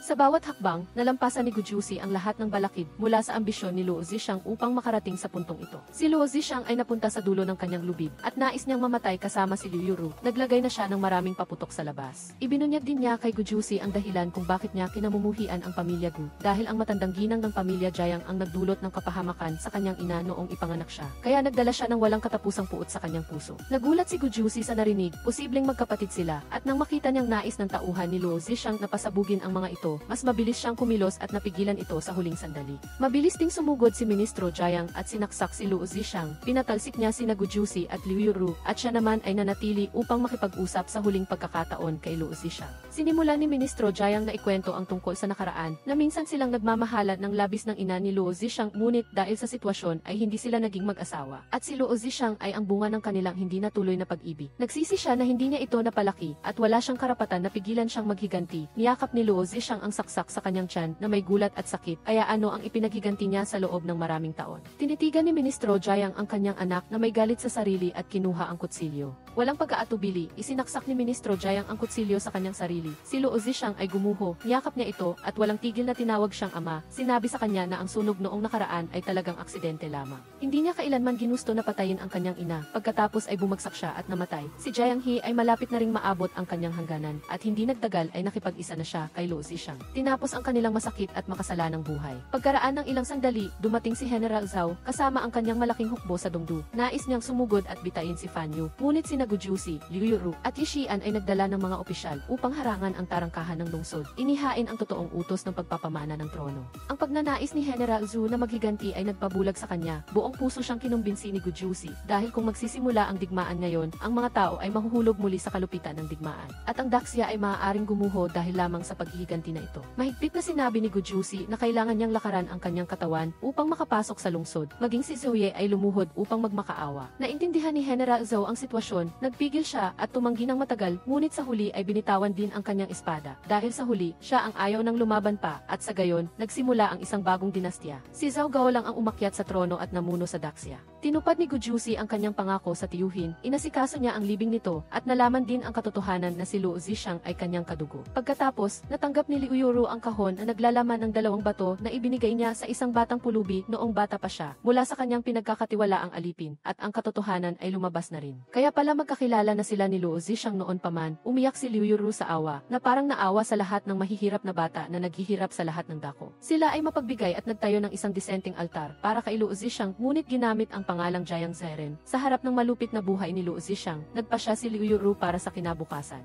Nais niyang magpalawak pa, maging mas mayaman upang matulungan ang kapalaran ng mga batang tulad niya, upang walang sinuman ang maligaw sa mundo, at syempre sasamahan siya ni Gu Jusi. Umakyat sa trono si General Zhu, at naalaala niya ang mga alaala, kasama ang kanyang kapatid. Naintindihan niya na hindi siya karapat-dapat sa trono, kaya ipinatawag niya si Gu Jusi upang talakayin ang bagay na ito. Matapat na nakita ni Gu Jusi na si Zhuye ang mas karapat-dapat maging hari, at iyon ay kasabay ng nais ng banal na kamahalan. Gagawin ni General Zhao si Zhuye na prinsipe at pagkatapos ay hahayaan siyang umupo sa trono, habang siya naman ay mas angkop sa larangan ng digmaan. Lalaban siya upang iwanan ang Daxia sa mga talentadong tao tulad ni Gu Jusi upang pangalagaan. Si Fan Yu ngayon ay ginawang prinsipe. Natagpuan din ni Xi Feng ang kanyang layunin sa buhay, kaya giaalis na siya mula sa kanya. Pagkatapos ng maraming taon ng kapayapaan, sina Gu Jusi at Liu Yuru ay nagkaroon sa wakas ng isang pilyong anak na lalaki na pinangalan ng John-er. Ang kanyang ugali ay tulad ng kay Gu Jusi noong bata pa, at sinasagot pa niya ang kanyang ama. Sa pagbalik ni Liu Yuru mula sa pagnenegosyo sa buong taon, masayang binuhat siya ni Gu Jusi at ipinahayag ang kanyang pag-asam. Sa loob ng maraming taon, dahil kay Liu Yuru na nagdisiplina sa kanya, nagkaroon ng Gu Jusi na ngayon. Sina Shen Ming at Yun Er ngayon ay naghahanda na ring salubungin ang kanilang anak. Tanging si Ye Xian lamang, na sa simula ay ang pinakagwapo sa lugar, ay nanatiling binata hanggang sa dulo ng episode at walang sinuman sa kanyang tabi maliban sa kanyang mga opisyal na dokumento. Sa ika-5 taon ng paghahari ni Anjayan, ang Daxia ay payapa at ang mga tao ay sagana. Nabawi ni General Zhao ang teritoryo at pinag-isa ang mga lupain. Si Zhuye ay umakyat sa trono bilang isang matalino at marangal na hari na namumuno sa bansa. Si Ginang Liu Yuru ay ginamit ang kanyang karunungan sa pagnenegosyo upang palawakin ang kalakalan at tulungan ang bansa na yumaman. Si Gu Jusi ay pinuno ng mga opisyal sa korte, kasama sina Ye Xian at Shen Ming na namamahala sa mga lungsod. Sina Gu Jusi at Liu Yuru, mula sa isang sapilitang kasal, ay naging isang mag-asawa na lumaban sa maraming paghihirap upang gumawa ng mabuti at tumulong sa mundo, nag-ambag ng malaking bahagi sa kasaganaan ng bansa sa hinaharap.